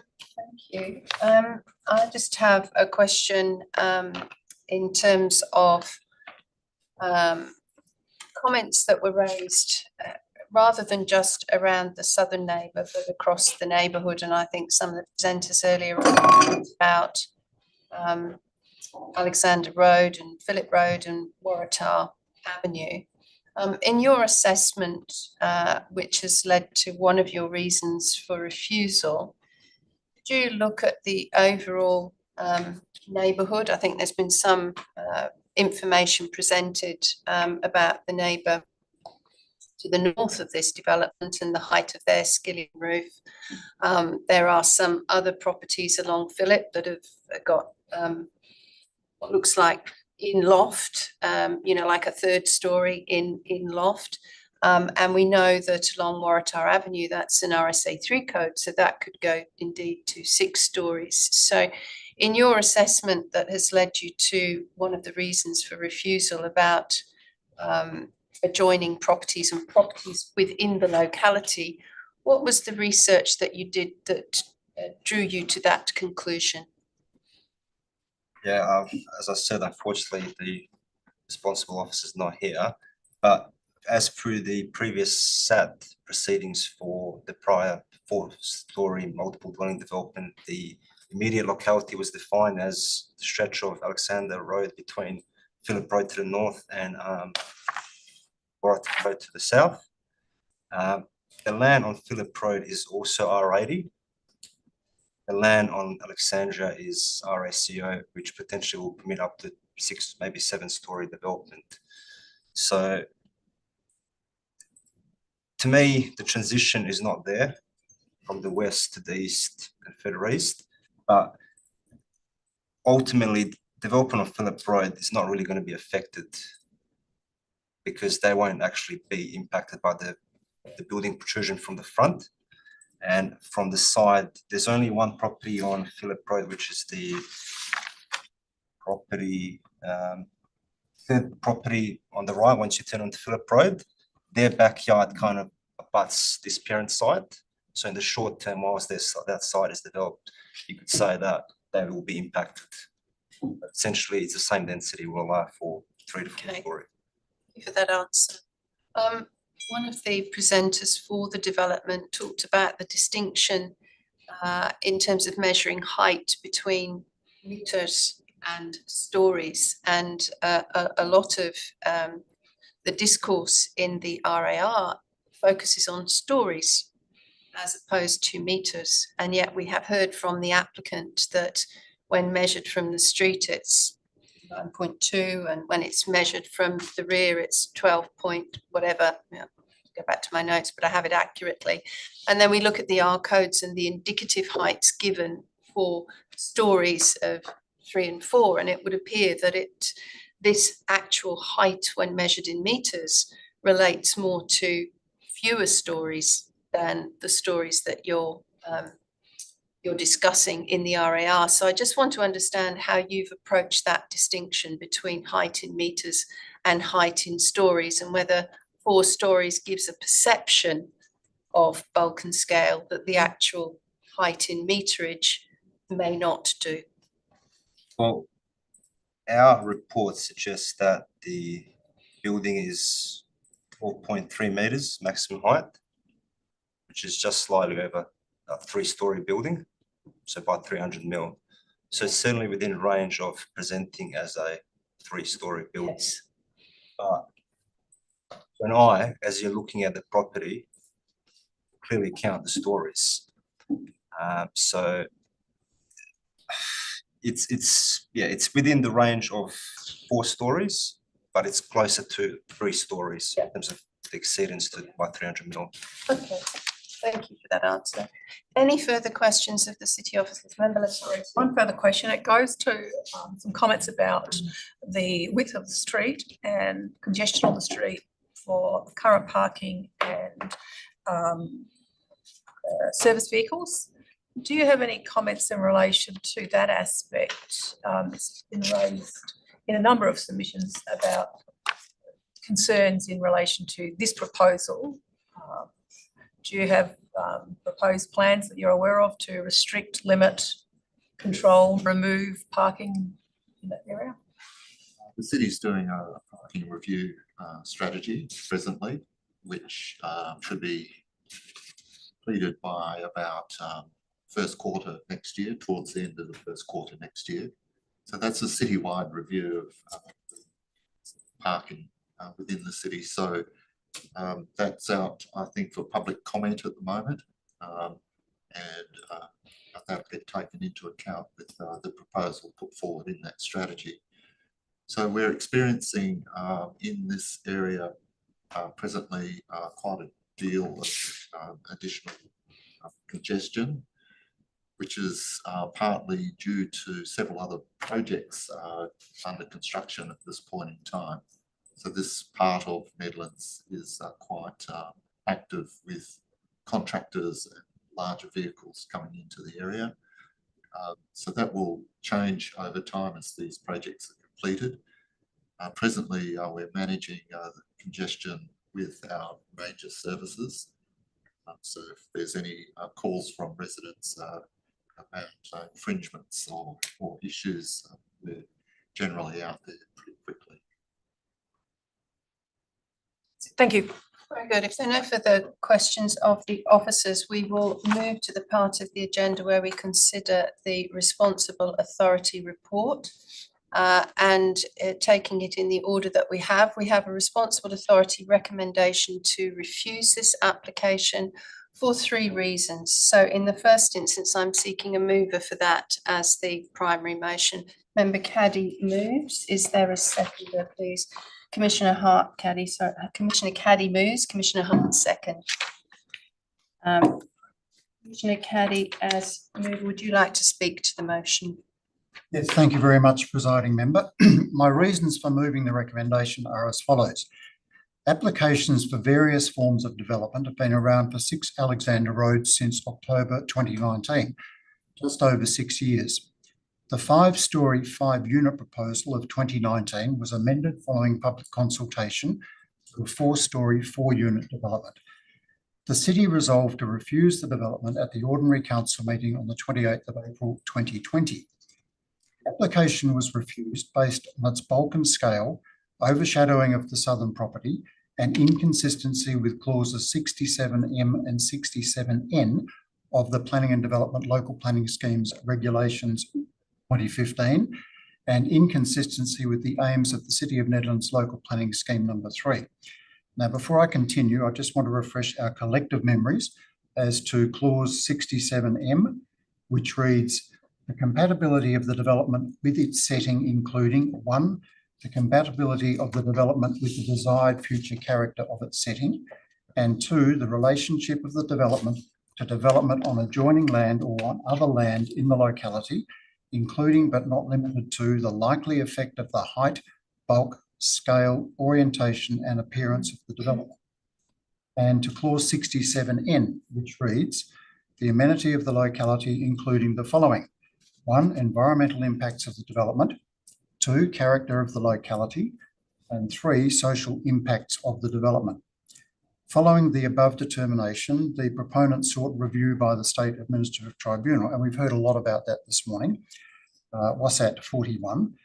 But Judge Parry, in dismissing the application for review, stated, because of their relatively recent construction, quality and value, the 8 new single houses in the immediate locality of the site are unlikely to be demolished in the foreseeable future.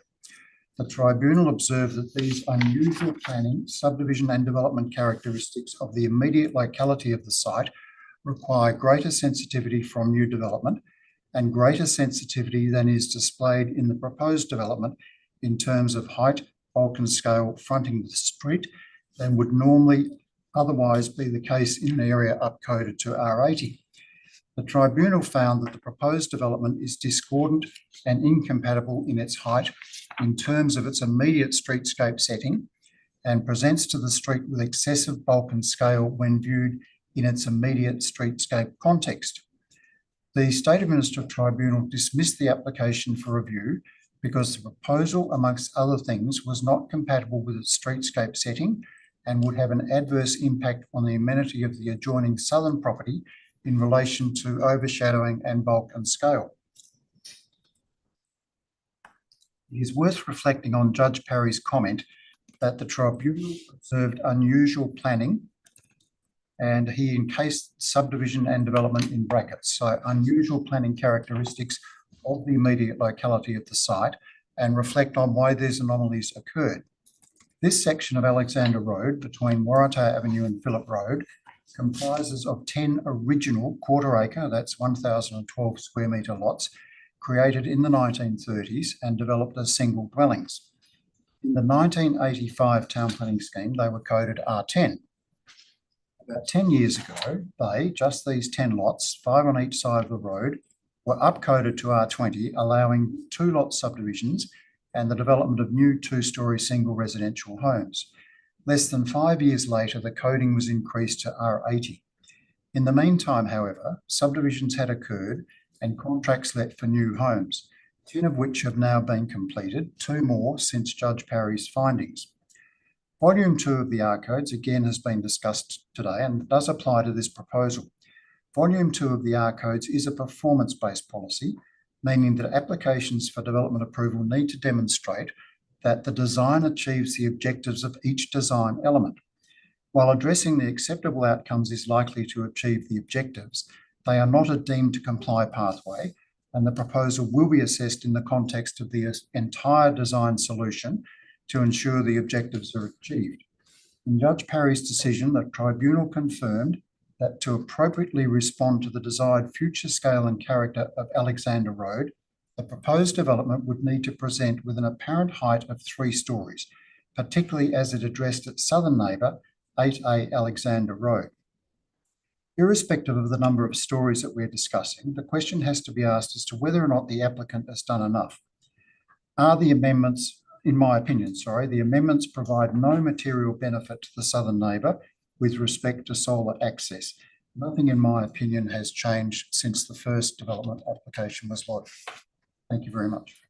Thank you, Member Caddy and Commissioner Caddy. Commissioner Hart, as seconder, would you like to speak to the motion? Thank you. Across multiple iterations and over many years, the court issues with this particular development in this particular location endure. Bulk and scale, overshadowing of the southern neighbour, and incompatibility with the immediate streetscape.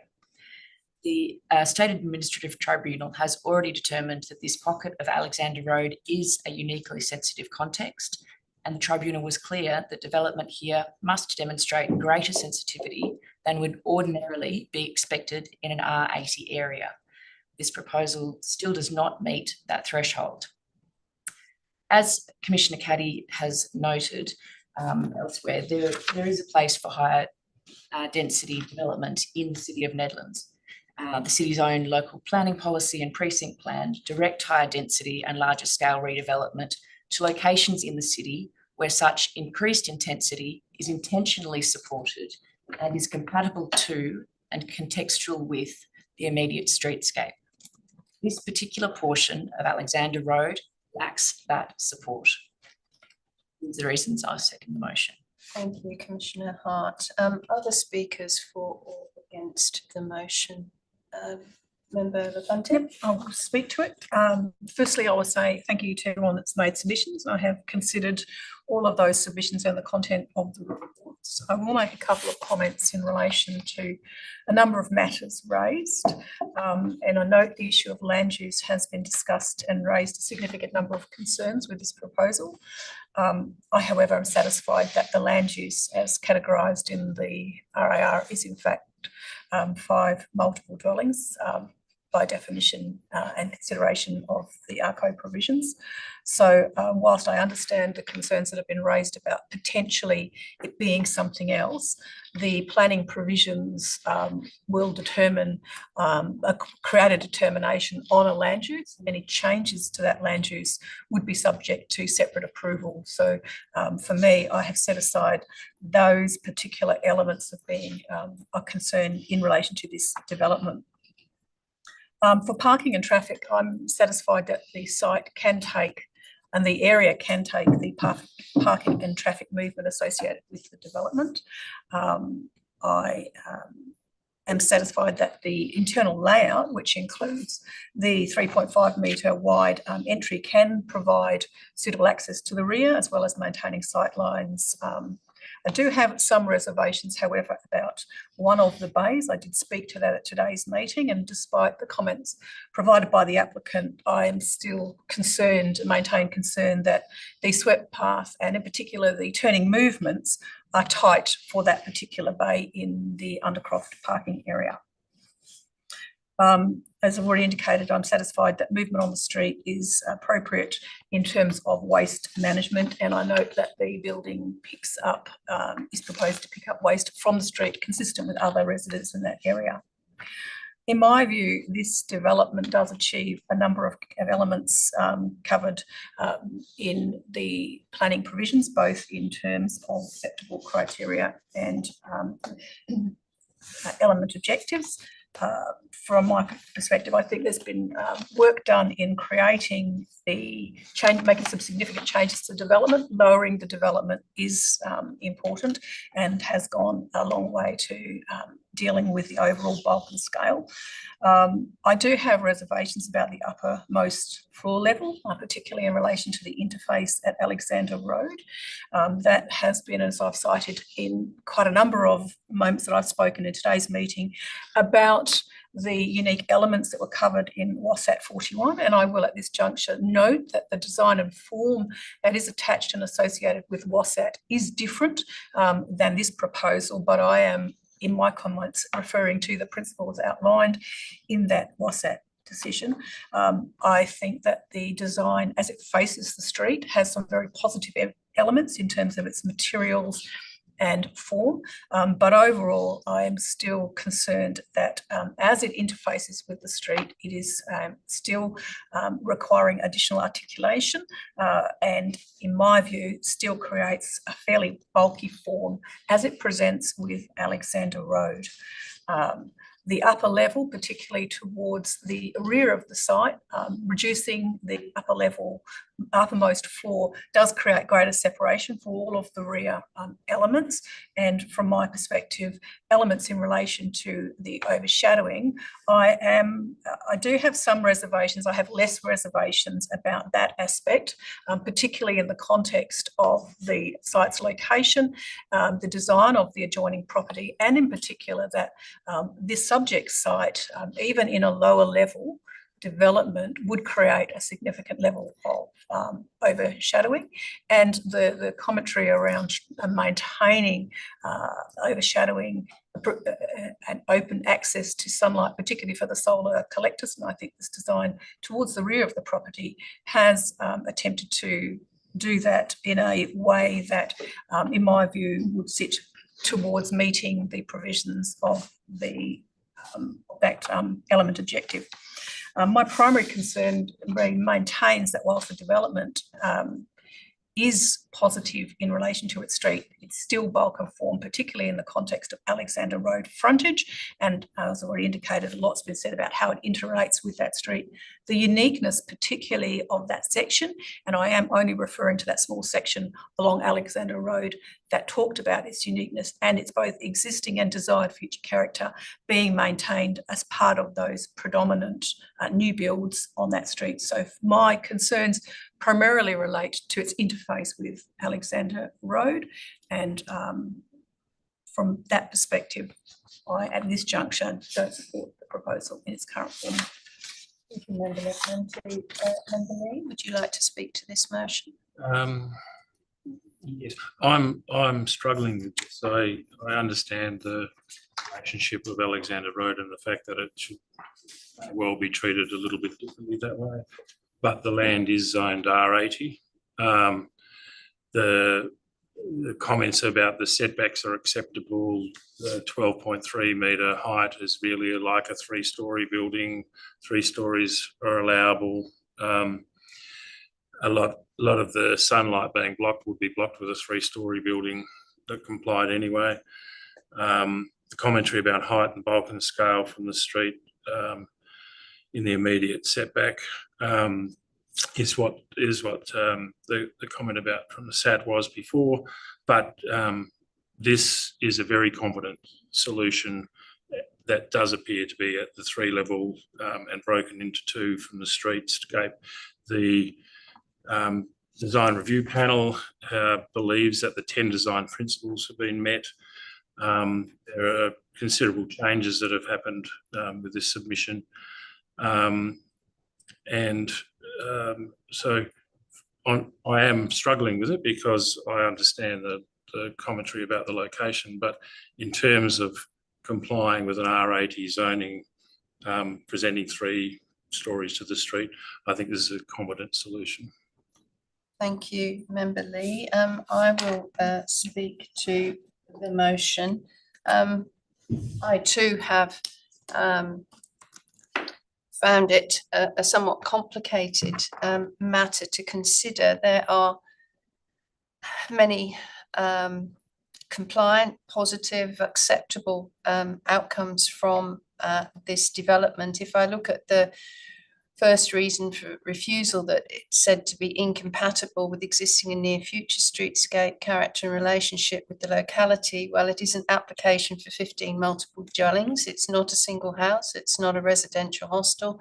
It's not 6 multiple dwellings. Multiple dwellings are a P use within this zone. They are large apartments, but I don't find that to be unusual, particularly at the luxury end of the market and in this location of Dalkeith. It presents to the Alexander Road Street as 2 townhouses, and in that respect, and the RAR itself states that it acknowledges the narrow lot pattern which is emerging within the street as subdivision occurs. The RAR goes on to say that it actually is in keeping with the overall strategy for that location, as it provides for housing choice, provides a 13% deep soil area, which is over and above the normal 10% required. It provides 6 new trees, and it's constructed or proposed to be constructed of high quality materials. We've discussed quite a lot about height versus stories, and they are quite different when you look into the detail of those. And indeed, it does present more as a 2-story development from a meterage height point of view to Alexander Road, and is compatible with the height of the Skillion roof adjoining to the north, and presents at 12.3 metres to the rear, all of which are well under the indicative heights for R80, which might assume a 4-storey. And indeed, as per question time, we've heard that it's very similar to the rear as a 3rd-storey building, as indicated in volume 2 of the R codes, which pitches 3 stories at 12 metres. The officer's assessment of plot ratio is that it meets the element objectives of 2.51 and 2.44. Similarly, primary street setbacks meet the element objectives of 232, 233, 234. Side setbacks meet the element objectives of 241, 244, and visual privacy meets the element objectives of 351. So I find it quite hard to then return to the reason for that refusal and find that it is truly incompatible. The second reason given is that it doesn't meet the objectives of the R codes volume 2 in respect of building height, that being objective 2.2.1 and 2.2.4. But as previously iterated in what I've just said, there is an anticipation of greater scale within the R code at R80, and indeed some adjoining properties, and particularly along Waratah, may exceed the height which is currently prevailing in Alexander Road, and therefore set something of a gateway to this when travelling north, which was one of the sight lines that the officers talked about. The issue equally, the reason given for 2.2.4, which relates to daylight, we've seen a lot of modelling in terms of overshadowing, and again the officers' reports say that they're comfortable that the solar access exists and the solar panels are not impacted. The garden is actually to the rear of the property, and although there is the pool in the corner and there is the living room window in the corner to the rear, the modelling has suggested that there would be adequate access to sunlight there. And I do note that the outdoor setting is actually shaded itself with a fixed awning of that property to the south. Reasons for refusal, again, then 03.2.2 of the codes, respect of solar access for the southern adjoining property. I think, as I've already said, the modelling shows 5 hours of sunlight to the southern home solar panels in the middle of winter, and adequate access to sunlight, which is not in shadow of the primary garden. And some of these requirements are also mirrored in the local planning policies, but again, is compliant with the criteria within those local planning policies. I do acknowledge the community concerns and the passion with which you've all spoken, and I do understand the depth of your feeling, but we are dealing with a planning framework which in many respects supports and allows and almost initiates development of this scale and this typology. Furthermore, I consider the DRP's consistent support for it. There have been increased numbers of parking provided, which again meet the element objectives noted in the RAR. It is meeting sustainability criteria and beyond by aiming for 5-star Green Star. So with all of those positives, it's actually quite difficult to find that those are appropriate reasons for refusal, or at least that they are substantiated reasons for refusal. So in that respect, I can't support the motion for refusal, albeit that I do acknowledge that there could be a better outcome for this site, but that is not the development proposal before us today. So I can't redesign or wish for something else which may not eventuate. I'm the last speaker or penultimate speaker on this motion. I will return to Commissioner Caddy for the right of reply and to close debate on the matter. Thank you very much. I have no issue with the land use category that's been mentioned, and there has been some questioning of that. It was mentioned by the Deputy Presiding Member, and the Presiding Member has also spoken to the quality of the development. It may be Dalkeith appropriate, but in my opinion, it is in the wrong place. The residents of Alexander Road have clearly articulated their concerns this morning. The elevations clearly present as 4 stories, and I have spoken to the planning framework and the chronology that led to what I consider is the R80 anomaly in Alexander Road. So I would look for the support of the panel in adopting the responsible authority recommendation. Thank you. Thank you, Commissioner Caddy. That closes debate. Let's put this matter to the vote. Those in favour of refusal as per the RAR, That's Commissioner Caddy, Commissioner Hart and Member Lafante. Those against the proposal to refuse, that's a Member Lee and Member Hyde. That motion is carried 3-2. I will then just beg the respect of everybody while I just close out on the agenda. In terms of Part C, other business, there are only matters for this in a MIDAP for Vincent, Cambridge and South Perth, none at present for the City of Nedlands.